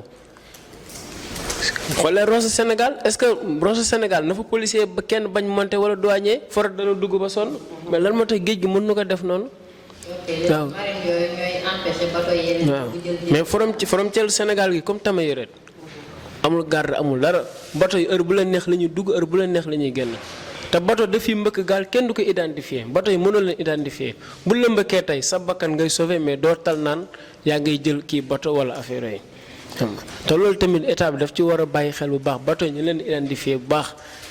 ndax bato yi dañuy mbëkk gaal yi ba pare du mujj fenn dañuy daw ndax dañuy fay seen lampe ñëw ba ci suuf di sàcc foofu di napp après dañuy dem ci moment yooyu nag dañuy mbëkk gaal yi yow boo fa taxaw di leen signaler day dem ba mujj gi mool sax dañu jël essence bëgg leen taal mais ci la lay profité mbëkk la. c'est pas normal bato yi dafa am foo xamante ne limite la fu leen may waru ñëw ba ci suuf mais guddi gi nag dañuy fay seen lampe ñëw sàcc si di napp si loolu moo waral bato yi des fois ñuy mbëkkante ak gaal yi te loolu lépp li ko waral mooy amuñu marine yoo xamante ni daañu nekk fii pour di monter Sénégal amul marine bariwul ay marine xool président Guinée Bissau bi ñu ko falee nommé lu mu njëkk def dafa dem Maroc wuti ay marine Guinée Bissau ñoom seen licence yi ñoom ñoo gën a sax yombal licence léegi mi ngi ci ay 800000 te bu njëkk licence yi Bissau dafa yomboon demoon na ay 400000 ay 250000 léegi mi ngi ci 800000 ba pare tamit conditions yi ñu teg mool yi dafa xaw a metti man sama gaal jàppoon nañ ko Guinée Bissau xam lañ ko jàppee ñàkk takk drapeau Guinée la takkul ñu jàpp ko nangu seen benn moteur 40 ba pare tamit jël seen 10 bidons essence xam loolu dafa metti ñàkk takk drapeau kese c'est-à-dire que nit ñi bunu xatale Sénégal yi dafa metti xoolal tey Sénégal yi nga xam dañuy jóge fi dem Gambie di fa napp amul benn kii boo xamante ni dañ leen jël en charge mool yi dañ leen faalewu dañ leen jëlul benn charge te mool yi pourtant dañuy fay taxe lépp lu état bi di joxe mool dañ koy joxe bañ a ko mool dañuy cotiser caisse boo xam ne di leen ko dimbalee pour social yi kenn xamul kon état amul dara loo xam jël na di ko dimbalee mool yi mool lu leen la ñuy def di sacrifié wu tey bël bu ñu waxoon mool yi cotiser la ngeen defar ko wallaahi mool yi daañu génn seen xaalis joxe ndax defar bël moo leen gënal lu ñu am. ok donc yow daal loolu mooy sa li nga ci gis. waaw loolu daal laa ci gis quoi. dañuy kii rek xaw a gaaw ndax kii ko war a kii. waaw war na ko jox ko moom xaalis ba defee ñu mën ko yeewi waaw man fi may waxee mooy soxna si kenn bëggul man je crois que moom comme wax na sax ne dafa transhumé ñëwaat ne woon na PDS ñëwaat peut-être man bët boobu laa koy xoolee sax xam nga transhumant yi moom dañuy wax rek xam nga ñoom seen làmmiñ lañ jor rek ñoom seen àdduna yëpp mooy seen làmmiñ lañ jor si lañ bëggee am lu ñu bëgg si leen bëggee am luñ bëgg am yëpp si lañ ko bëgg amee quoi. parce que tey toog na fii wax ni ay Mansour Faye li mu defal mool yi président yi fi jaar yëpp mosu ko defal waaw parce que mosuñu li mu fi def kenn mosu ko fi def moom kese moo ñëw fekk jàkk bu ñëw tegu si biir gendar gi mu toj jàkk ji kooku moom seul moo fi mos a def ba pare amul leen loo xam ne la ko fa remplacer parce que biñ nee PDT programme de développement touristique bi mu ñëwee Saint-Louis ñu ne route bi war a jëm Hydrobase dañ ko def 2 voies bu nga defee 2 voies bu ko defee pour dem ak dikk bi mën a yomb mu ñëw fekk moo lay tabax seen ay jàkk mu ñëw toj jàkk yëpp te ñëpp xamoon na li fi xewoon bi ñu toj jàkk ji ñëpp xamoon émotion bi ne woon foofu noonu mu ñëw toj jàkk ji après la fa def tey boo delluwaatee jàkk ja ba jàkk jan tojoon boo delluwaatee mi ngi fa mbaar yan daaneloon boo delluwaat mi ngi fa moom loolu la def gendar boo demaatee aussi tamit ci bël bi Union européenne jox nañ ko ay milliards mu ñëw indi fi waa Eiffage yi ñu ñëw defar digue de protection bi même pas 1 an digue de protection bi yàqu na ñu ngi nii di ko defaraat c'est-à-dire que ni nax yooyu noonu nax yooyu la gars yi war a bàyyi te di wax nit ñi dëgg aussi tamit askan bi bañ a topp seen ay intérêt personnel seen ay intérêt bopp ñu bañ ko di topp di wax dëgg di wax seen leader yi dëgg tey jii nii moom mi taxaw fi défendre Mansour Faye wóor na Mansour Faye xam nga sax xamul sax si la nekk tey jii ñoom ñooy wër partout di jéem a nax nit ñi ñooy wër partout di wax nit ñi Mansour Faye lii Mansour Faye laa te Mansour Faye respecté wu leen ñoom amul benn leader politique buy teg tànkam fii nii à Saint-Louis moom tamit Mansour Faye jox na la ci loolu respecté na la di wax ni solution yi pour affaire bi mën a normal pour mool yi mën a dellu si jàmm pour géej gi aussi tamit mën a dund solution bi pour man leen la rek mooy jële fi état tappale bi fi nekk état Macky Sall sànq ñi ngi fi lii rek moom mooy am dañuy nax mool yi guddi ak bëccëg sànq mi ngi fi licence de pêche yi dafay yokk sànq mi ngi fi dañuy dem jëli ji ñi nga xam ne ñuy européen jox leen licence yi mool yi duñ gis dara benn bi stop moom mooy avancement maire bi fa laay tëjee ñëw na ñu mool yu bëri ñàkk seen ay kër ñu dem dëkkoon xaar yàlla mu nekkoon ñu doon dund conditions yi metti trop Mansour Faye jëlee leen xaar yàlla yóbbu leen fële Bujóg si ay unité de mobile ne leen da ngeen fiy nekk provisoirement depuis 2 ans ñoom ñi ngi fa mënuñu leen wutal benn solution si ay unité de mobile ay kër yoo xam ne ni ay bant lañ ko defaree da ngay gis benn famille ñu jox ko benn néeg ñu fay dëkk benn famille yoo xam ne ni famille de 10 personnes la ñu jox ko benn néeg tey jii nii ñoom ñu demoon ba am espoir ni foofu noonu dañ fay nekk provisoirement ñuy préparer pour génn ñuy dolaat unité de mobile yi pour gën a mën a renforcer waat unité de mobile yi pour mën a jëlaat ay nit yóbbu leen foofu ça veut dire que ñoom pare wun pour jëlee leen foofu noonu ñu ngi fay dund ay conditions yu metti conditions yu doy waar te kenn mënu fa am benn information ñu ngi xam ne ci presse la ñuy liggéey buñ fa demee ay garde lañ fay fekk ñoo ñuy téye nañu du ngeen fi filmer du ngeen fi waxee tey jii nii loolu moom moo fa am population Gendar ba dem dëkk ji foofu ñu ngi souffrir ñu ngi dund ay tartar yi métti nawet bu leen fekkee foofu dañuy sonn amuñu ay dëkkuwaay yu baax lekkuñu naanuñu je crois que yéen ñi nga xamante ni ñëw ngeen fi ci Saint-Louis di def reportage jëm leen ngeen dem Bujóog moom mooy fële boo passé université ngeen fa dem fekk fa mool yi nga xamante ni seen kër yi nangu nañ ko fii ñu ngi foofu bu ngeen fa demee ngeen jéem a xool peut-être yéen ngeen am chance jox leen micro ñoom ñu wax ñu ngi fay dund ay situation yu doy waar je crois que loolu laay tëjee ci débat bi di wax ni mool yi nañ jël seen matukaay Papissa yow ak sa ay naataango aussi foog ngeen di wax bu leen toog rek foog ngeen di wax ñun duñ ay politiciens man duma politicien bokkuma ci benn parti kenn mënu mën ne fii laa bokk benn parti laa bokk muy askan wi li nga xamante ni doomu Ndar da koy dund ci lu métti ma génn jéem si def si benn saafara man foofu laa nekkuma feneen soxlawuma dërëm kenn di leen wax ne leen génn leen ngeen xeex lii bu ngeen ko xeexul day méttiwaat ci yéen mais aussi tamit day métti si seen sët yi nga xamante ni ñu ngi ñëw wala seen doom yi je crois que loolu rek moom mooy solution bi ngeen jëlee fi ñii maa ngi jaajëfal ñëpp. ok jërë ngeen jëf def nañu ñaari tour donc tour bu njëkk bi ku ci nekk souligné na wala mentionné na li nga xam ne loolu la jàpp ni mooy le véritable problème autour de la pêche donc souligner nañu donc wala junj nañu donc jën bu baax léegi ñenn ñi dañu jàpp ne daf fi ñàkk am na ñuy expliquer ni li waral loolu donc mooy bateau yu mag yi fi dugg donc di jël lépp lu baax ci géej gi te loolu lépp ñu teg ko ci coopération bilatérale am na donc ñu fustiger loolu donc madame Faye donc dellu si na ci le fait que dañoo politiser léegi mbir yi ba lu waaye wax ñu jàpp ni politique la loolu aussi nekk problème ak yeneen donc def nañu ñaari tour déglu nañu problème yi déglu nañu proposition de solution yi am yaakaar it ni kilifa yi buñ ko dégloo xëy na dina am lenn lu ci soppeeku donc yàlla def na xaw na guddi on avait prévu donc waxtaane poñ yu bari bon xaw ma nag ba xam di ngeen mën a toogaat ñu doole ci juste benn point wala bu fekkee it loolu du mën a nekk day metti ci ñenn ñi mën nañoo surseoir émission bi xool nu ñuy defaate beneen tour d'invitation ci beneen émission yéenay xool daal li leen arrangé. merci beaucoup balaa may ñëw ñuy synthèse gas waroon na fekk li may wax mais xam naa su dégloo wala mu seetaan dina xam man je suis fière d'être politicienne xam la moo tax ma opté politique pour may kaas lu baax ma rafetlu ko lu ñaaw ma ŋàññ ko je suis fière appartenir moom moo xam Mansour Faye ndax toog naa ak Mansour Faye toogaat naa ak Mansour Faye man du ma toog ak Mansour man Ndar laa dëkk Mansour du sama leader LDR Yeesal les démocrates réformateurs laa bokk su ma gisulee dara doon li ma génne PDS moom mënoon a taxaw wax ko parce que bugguma injustice man dama gëm sama bopp te li may wax ni dama koo gëm Mansour Faye jox ma xëy joxaanu ma xëy mais li Mansour Faye def ci dëkk bi muy rafet dama koy wax parce que loolu la ñu fi tegee teguma fi ngir li ko neex assainissement daf ka fi def yaa ngi dégg lampe yaa ngi ni éclairé na ko nee ñu lampe pour lan bu yàgg ba da nga naan gis ñu agressé ay nit di leen rey taximan xalaatu yu woon dox ay xaaja guddi léegi ñu ngi dox nu mu leen neexe Ndar boo génnee Ndar ràññ la ñu wax mu ngi leer naññ ngaleel bi muy wax kii bu jug bu muy wax foofu muy wax ne dañ fay jël nit ñi yóbbu leen fa kan moo ko defoon Bamba Dièye ñu def leen abri provisoire léegi bientôt ñu def leen abri fixe ñu koy def di def ay réalisation yu mucc ayib nit ki li may wax chaque fois man leen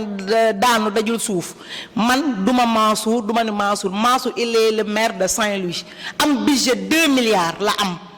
bu amulee ak amul bu wutul ay partenaires du réaliser banque islamique la dem ñu jox ko Promoville mu ngi fi mu dem wuti ko ay financement dëkk yi tali yi ñu ngi koy nekk di ko defaraat gis nga nit ki boo gisee nen da nga ni nena ngi nit ki doo far ba pare ni li ngay wax du dëgg nit ki mën nga bokk ci lenn nga dëkk ci Ndar gii ndax ñun ñëpp fi la ñu dëkk yaroo fi màgg mais au moins nañ ko reconnaître mu ngi def ay effort Mansour Faye boo taxee ni ko kenn bëgg fay dina ni kan la mais je suis membre de la mouvance présidentielle s'il s'agit de dénoncer quelque chose dama koy dénoncer bu ngeen ma waxee sama xalaat ci Brest dama ko fa wax beneen bi mooy santé bi ñuy wax man je suis sage-femme de profession bu ñu leen waxee ni leen ku nekk da ngay aar sa bopp ba pare bu ñu nee fu lan moo tax Covid bi bare dañ ni Covid amul y a des gens qui doutent ba léegi nii ñu ni coronavirus amul delta bi koo ci ni ko ñàkkul du ñàkku ñaata yoon la ñu wax Sénégal dem leen ngeen ñàkku ji ils ont refusé de se faire vacciner mais léegi nii ñu ngi daw ci biir hôpitaux yi di wut vaccin ba nga xamante ni peut-être que am na rupture je ne sais pas da ngay dem fenn war a vacciner ji itam loolu damay def cri de cœur parce que bu ñu nee nañ dem vacciner ji ak askan bi dem di rangi vaccin te gis ñu vaccin itam c'est à dénoncer di nga def test Covid ñun la négatif suñu sœur Diégui Diop ma koy saluer de passage démb def na témoignage bu mucc ayib ci benn télé ci benn télé parce que tracé na li mu dund lépp ci Covid 19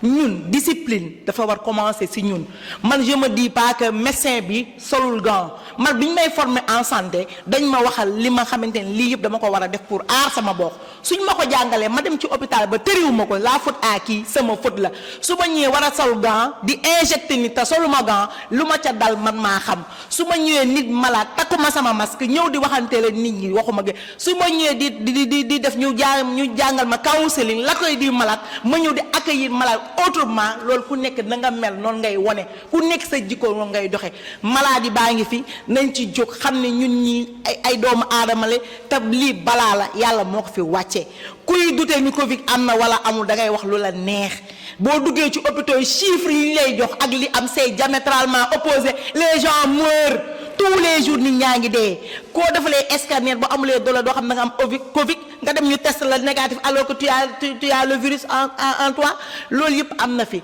ñun li may wax mooy dañu respecter mesures barrières yi dem ñaqu ji jël nag yàlla tekk ci parce que dañ ni nit nga ni boo ko ñaqoo du tee bu la waree dal da nga koy dal kon nag balaa la ñu defaraat jikko yi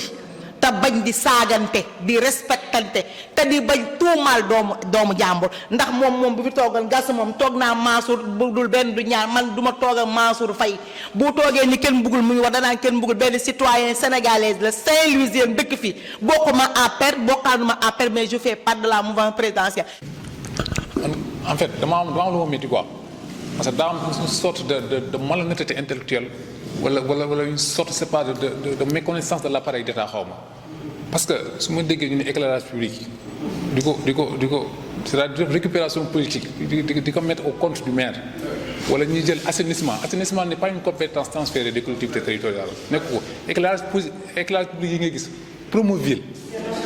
PUDC programme des 10 villes ce sont les programmes de l'État du Sénégal nous avons appareil d'État administration dafa ñu organiser wu nous avons un gouverneur de région c'est lui qui est chargé de la coordination c'est-à-dire moom mooy représentant du président de la République et du gouvernement dans la région moom programme yooyu noonu moo koy coordonné le maire dañ ko élire pour un mandat bien défini avec des projets de programme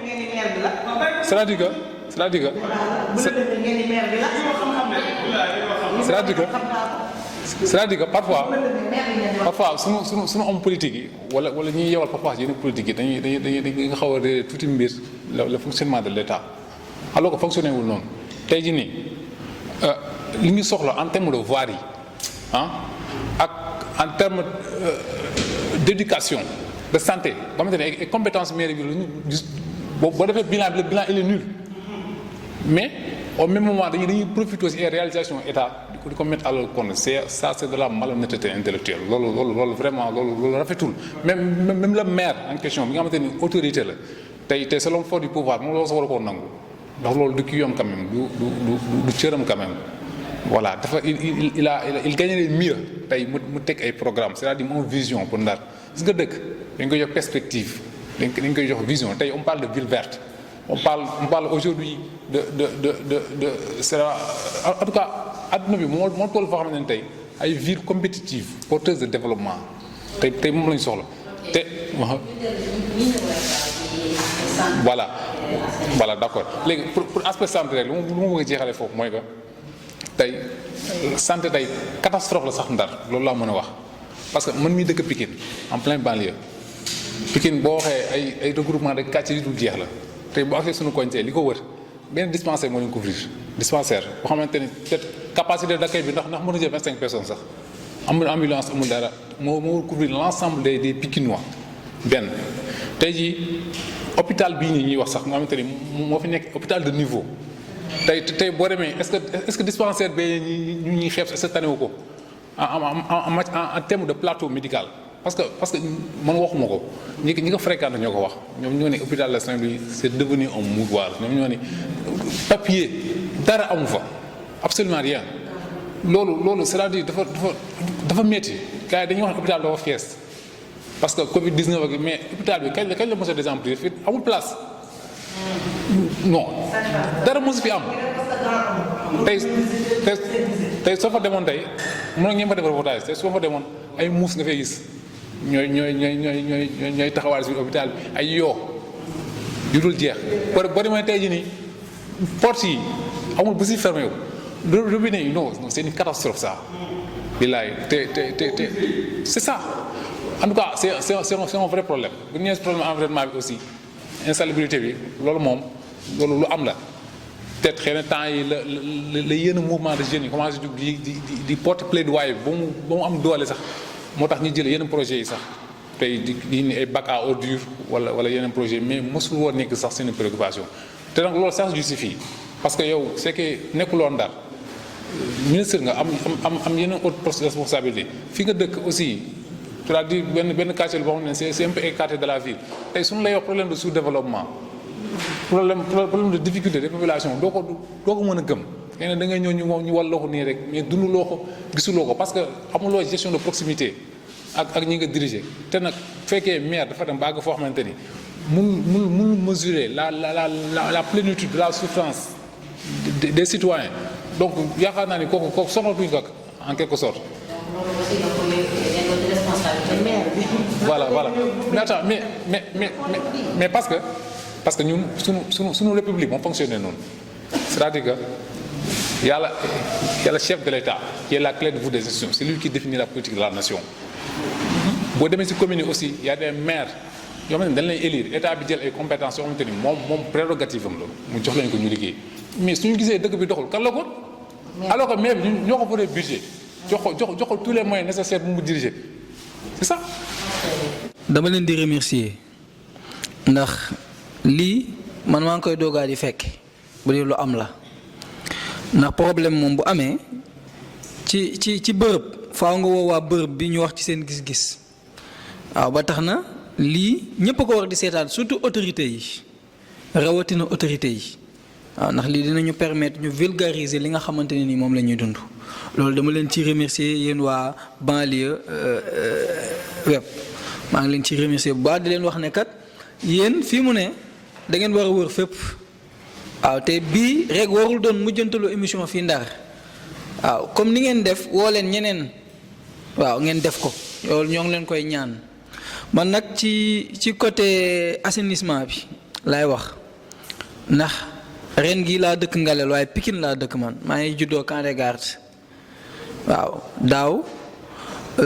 gis naa ne nawet bi canal yi kenn du ko tëj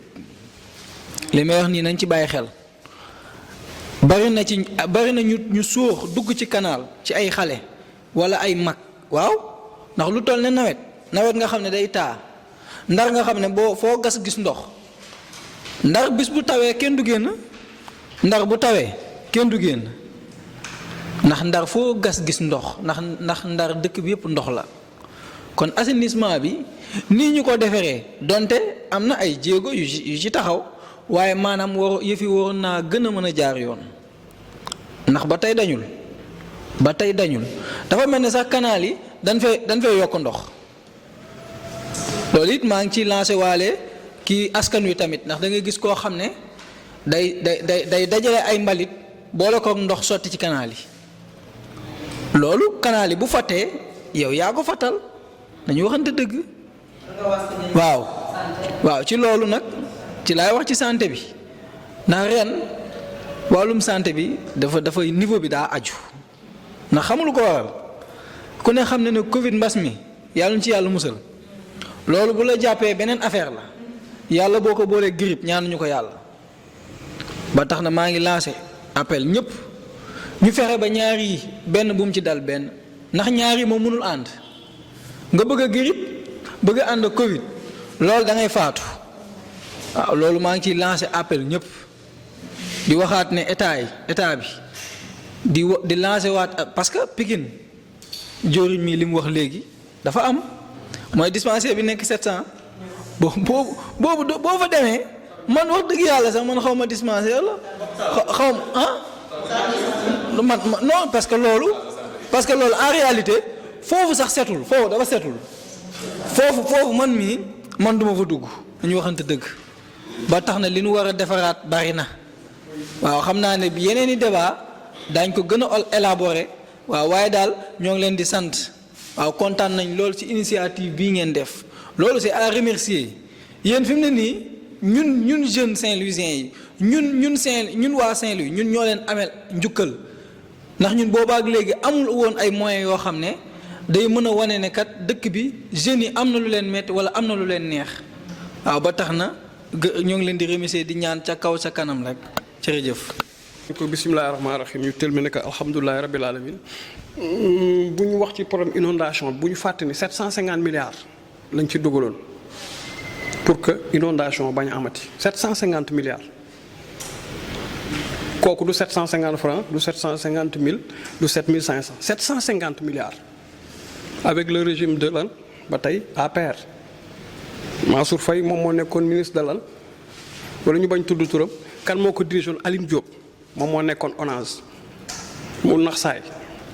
ñu ni lancé na Gagny Sakho tak mënu ko régler mu nax saay keneen ñëw 750 milliards un gros budget boo ko defee pour que ce qu'on appelle inondation et autres bañ a amati ci réew mi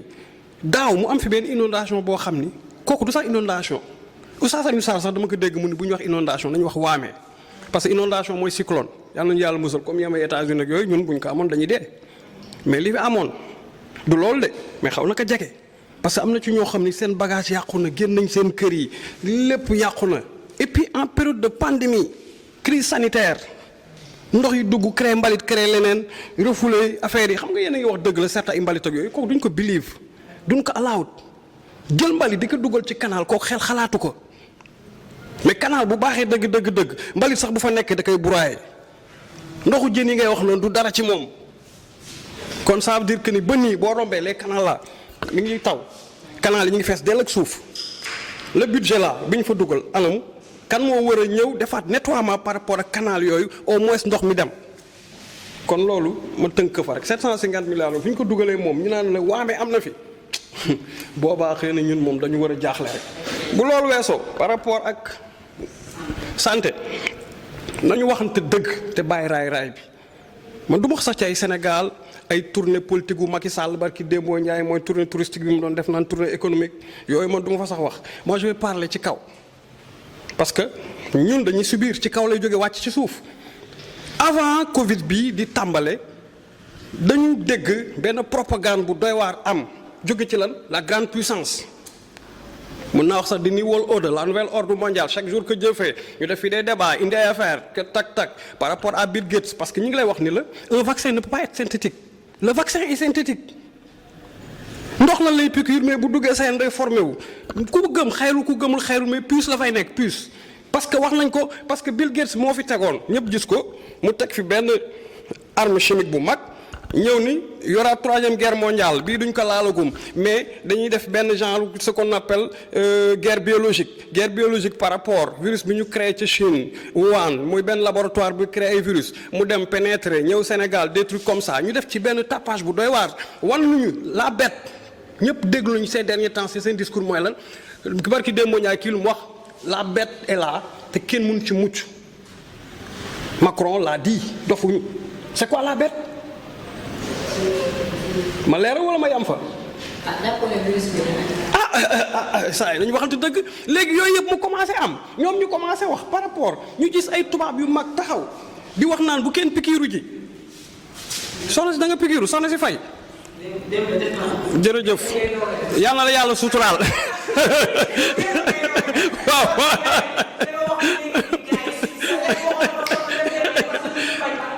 en tant qu'un élément de santé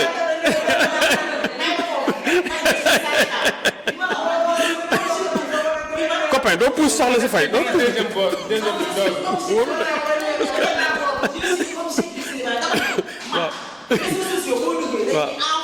waaw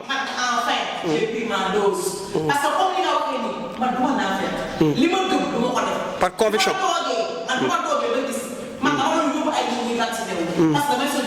ngay bañ vacciner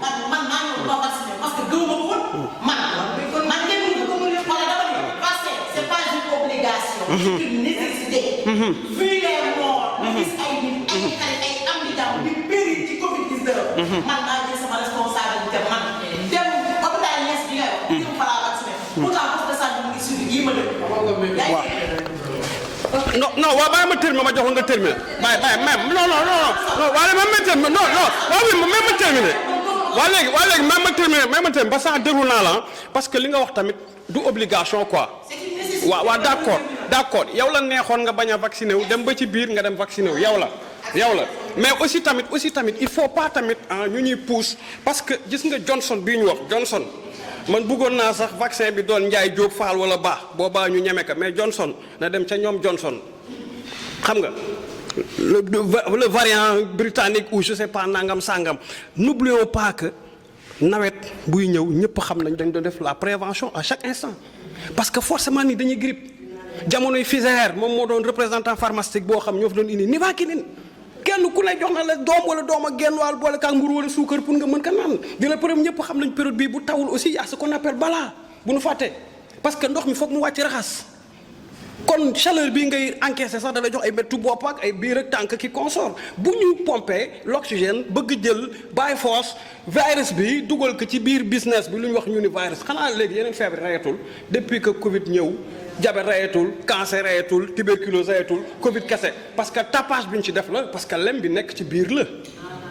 lem bi nekk ci biir la léegi nag le problème qui se pose mooy ñun bu ñu bëggee sauver man bi Covid dee doogaa tàmbale. dama créé benn réseau bu tudd xoddiku balaa ngay lakkale mais il faut prévenir que guérir moo tax léegi sama benn copain bi may ñëw daf ma woo ni ma copain dama dégg Mary Teuw Niane mën a xoddiku balaa ngay lakkale daal man ko moom ma ko créé wu ma ko mais dama ko gëmoon sax saa ñuy wax ne ay affaire da man hip hop moo ma tàggat mais man gëw ma ETS laa gëm ancien type de sénégalais ba Boukounta Baye Niass Baye Laye Cheikh Omar Cheikh Sab Cheikh Amadou Bamba Khadim Rasoul bu suñu mbokk catholique baax ancien type de sénégalais man ETS bi ñu indi nouveau type de sénégalais gëw ma ko parce que maam bi li mu fi defoon ñun mënu ko yàq kon ça veut dire que le moo xoddiku balaa nga lakkale ba ma koy créé di ko wut comme réseau mën na naa wut réseau bu ma neex mu demee tey ba ñu ngi koy mbubboo te dama ci def lu am solo parce que dañu wax distanciation bu leen créé mbooloo leader politique yi pour nu maye gel wala masque dañuy nekk 50 on se dit la vérité moi j'étais seul ak sama benn porte-voix bu ma jënd lu cher ba biir Touba yow diir benn anecdote ma terminé foofu bu doy waar kan mooy dem ba Touba ngay murit ak murit nu mu fanatijee nga naan maa ngi fay sensibiliser Covid parce que sëñ Mountakha Bassirou bu baax bi dafa génn wane la bon exemple takk masque wax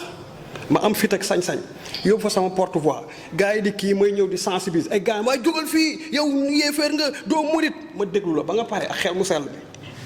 wala saa ay maa ngi jéggalu damay wéyu ndigal tey ba tere xalif bu mag bi moo génn ni ñëpp takk kon bu ko def woon du ma ko sañ def en plus man leen Touba fii cosaanam masque la mooy kaa la parce que y a beaucoup de poussière et autres kon fii ñëpp daan nañ takk di protéger seen bopp gars yi dañu mujj jébbalu jaajëf waay Baye Fall nii la yow kay sa liggéey na dem xel mu sell la ñuy liggéey ñun pas xel mu senn les politiciens xel mu senn lañ doon liggéeyee maye gel wala masque ñu nekk 100 something te ñoo fi créé lan distanciation bu leen créé mbooloo kërëb barki Dembo Ndiaye tournée politique bi lu mu jur Diop Sarr la def fële ministre de l'intérieur lu mu def fële alors yooyu boo ko boolee avec ça ñu naan ñu ay Covid bi ñëw na gars yi wuy ma Yaay Fall may ma pare Yaay Fall may ma pare yéen dañ leen tàggat ci tontu waaw waxuma man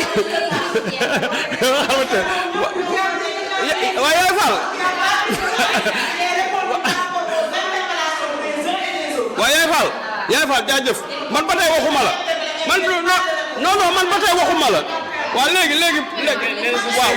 waaw léegi man sama semi non man sama semi jeex damay gërëm damay gërëm waaye Yaay Fall suñu carte maa la ngi jeex nag damay gërëm maay booy sax dégg naa mu wax ni pour la première fois muy doogaa toog ci plateau échanger yii dafa am solo teg plateau échanger ñu génne des solutions loolu lañ bàkkee Sénégal donc Cheikh sama turandoo la sama mbokk la sama jeune frère la moom moo ma ci boole ci ñëpp kon équipe bi yëpp dañ leen di remercier bu ma ko remercier yéen laa remercier yéen ñëpp damay bañ riim yàq riim war na yàq Karim yéen li ngeen fi def gongo macha allah yal na leen yàlla defal ngeen bokk ci chaîne yi gën a mag yi ñu tudd ci monde bi ngeen teg plateau yu gën a mag yàlla def xéwal seen plateau baax na xam nga mais daal Covid 19 ou corona billaahi wallaahi wa taala man gëwuma ko te du ma ku ko gis xëy na xawoon naa ko gëm ci njalbeen mais léegi nii ak mafia bi ci dugg ñu jëm fan ak ñoom ñaata fan la ñu jëm man gëmatuma ko yàlla xam lu mu njëkk sàkk dee balaa dund mi ngi ci axuraan du dëgg man su ma deewee ci lii sama saasamat rek mais ay Covid yi gëwuma ko reyul kenn. waaw di rafetlu sama jigéen émission bi rafet na trop macha allah lii buy am ci dëkk bi dina tax dëkk bi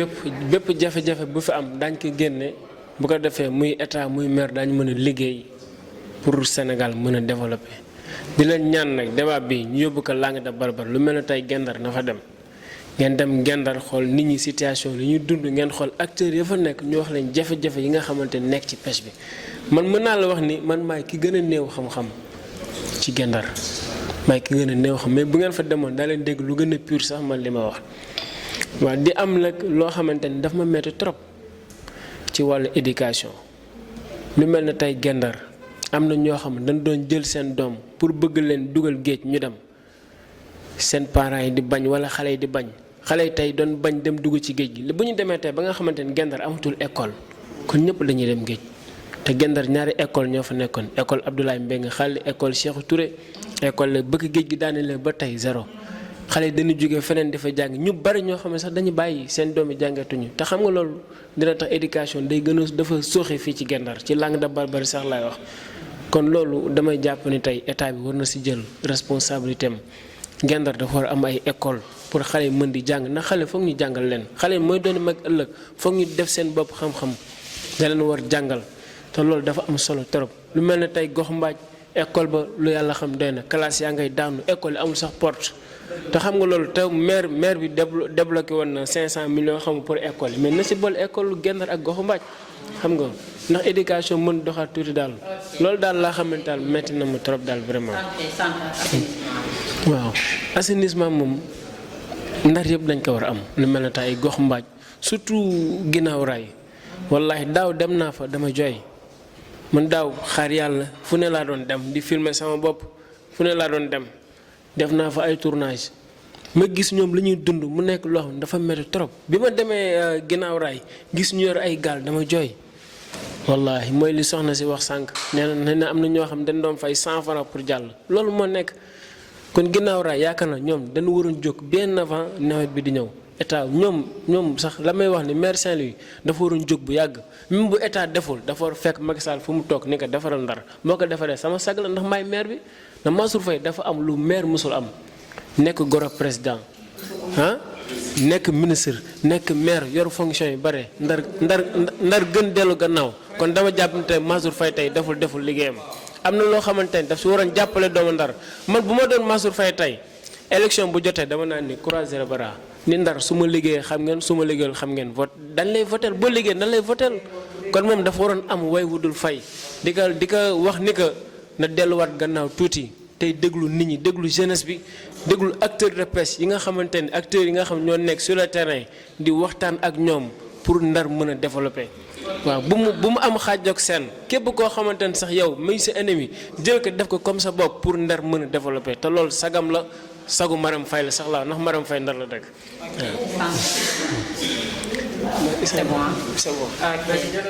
su ko soxna Faye ñi ngi lay jaajëfal bu baax di la remercier ci opportunité bi ngeen nu may ñu mën a toog fii tey sulli yi nga xamante ni moom mooy jafe-jafe yi Ndar am mën ci apporter ay solution ñu ngi leen di jaajëfal bu baax di leen ñaanal yàlla na ngeen dem ba nekk ay télé yu mag a mag a mag bu ñëpp di suivre vraiment kontaan nañu bu baax te bu mu fi di gëj nag waaw bu mu fi di gëj bu ko defee ku nekk rek am nga ci xalaat boo ci war a mën a wax ñu ngi leen di jaajëfal bu baax yéen ak Cheikhou ak toute l'équipe merci beaucoup. waaw man damay leen di jaajëfal rek si turu président Adama Kane Diallo mu yore mouvement Ndar ca kanam muy taxaw Ndar di def ay liggéey yu am solo je pense que loolu moom yaakaar naa ne moom moo fi waroon teew mais dafa nekk Dakar te lépp lu muy yëngatu rek moom mooy ci développement wu Ndar jëm ca kanam kon loolu dañ leen koy seedeel di leen remercier bu baax aussi di leen encourager parce que tamit lii la boo xamante ni à chaque fois ñii di ci gis seen bopp comme ni ko sama naataango yi waxee waxtaan yi dafay am solo daal ñi di mën a exprimer wu di wax seen xalaat loolu moom dañ leen ci jaajëfal bu baax di leen yaanal yokk jëm kaw jëm ca kanam. waaw maa ngi leen di nuyuwaat di leen gërëmaat dafa am yóbbante soxna Faye bi ñu ma yóbbante woon ay jeunes nga xamante ne tey dañu doon wax ci emploi des jeunes damaa bëgg tey am na ay jeunes les jeunes diplômés nga xamante ne ils sont des chômeurs damay lance appel au ministre de l'emploi fonction publique en l'occurrence aussi le maire de Saint-Louis am na ay jeunes yi nga xam ne am nañu ay diplômes itam ñu ngi toog te dañu gëm Ndar nekk juddu Ndar yaroo Ndar màgg fi dañu woon kenn boo demee doléance bi na nga ko wax xëy na débat bi ni mu tourné woon loolu moo tax amuñu woon temps débat ci chômage des jeunes loolu moom maa ngi leen koy lancé ñu jàppale si ils ont leur diplôme dañu mujj dem di def ay commerce dem ci géej gi yooyu itam c'est à déplorer beneen bi itam di leen gërëm di leen sant parce que itam lii c'est pas donné à tout le monde ñu fi ñëw on n'est pas les plus méritants toog fii di débattre xëy na li ñu fi wax am na lu baax lu bon nañ ko jëm améliorer waat nga xamante ni di gërëm Cheikh moom c'est mon ami am na fu ñu bokk ay affaire xam na ma bu baax yooyu soxna caméraman yi itam ñu ngi leen di gërëm bu baax ndax bu du woon yéen sañse yu jekk yi ak du mën a feeñ ñu ngi leen di nuyuwaat di leen jaajëfalaat di wax nag télé bi fi ngeen bëgg yàlla nag fa yàlla na dem ba mu nekk ay télé itam yàlla may leen ci lu kawe seen njort te lii bu mu fi di gëjati comme ni ko nit ñi waxee du ñun am na ñeneen ñi nga xamante ni am nañu leur mot à dire ñu boole leen ci itam loolu di leen gërëmaat di leen santaat di baalu ñëpp àq nag parce que nag peut-être que débat bi moo ko laajoon ku ma xam ne kenn moom nii lay waxee comme sama xarit bi lu mu ko waxee j'ai la voix rauque garçon raté sax lañ may oowee nii laa xam c'est pas que damay mën a yuux wala yooyu mais nii laa mel débat bi moo ko laajoon ñu ku nekk li nekk sa biir nga extérioriser wax ko di gërëmaa ñëpp di jaajëfalaat ñëpp merci beaucoup. waaw macha allah ñoo ko déggandoo ñun tamit kontaan nañu ci yéen lool donc ñu ngi leen di remercier ci peine bi ngeen def ñëw ba fii donc répondre à notre invitation débat bi amoon na solo di ñaan yàlla bàyyiwaat ñu fi ñu animé waat yeneen débat ak yéen di jox rendez-vous donc fidèle internaute yu Banlieue Web ak Total Info ci yeneen jotaay débat ci fan yii rek incha allah jërë ngeen jëf.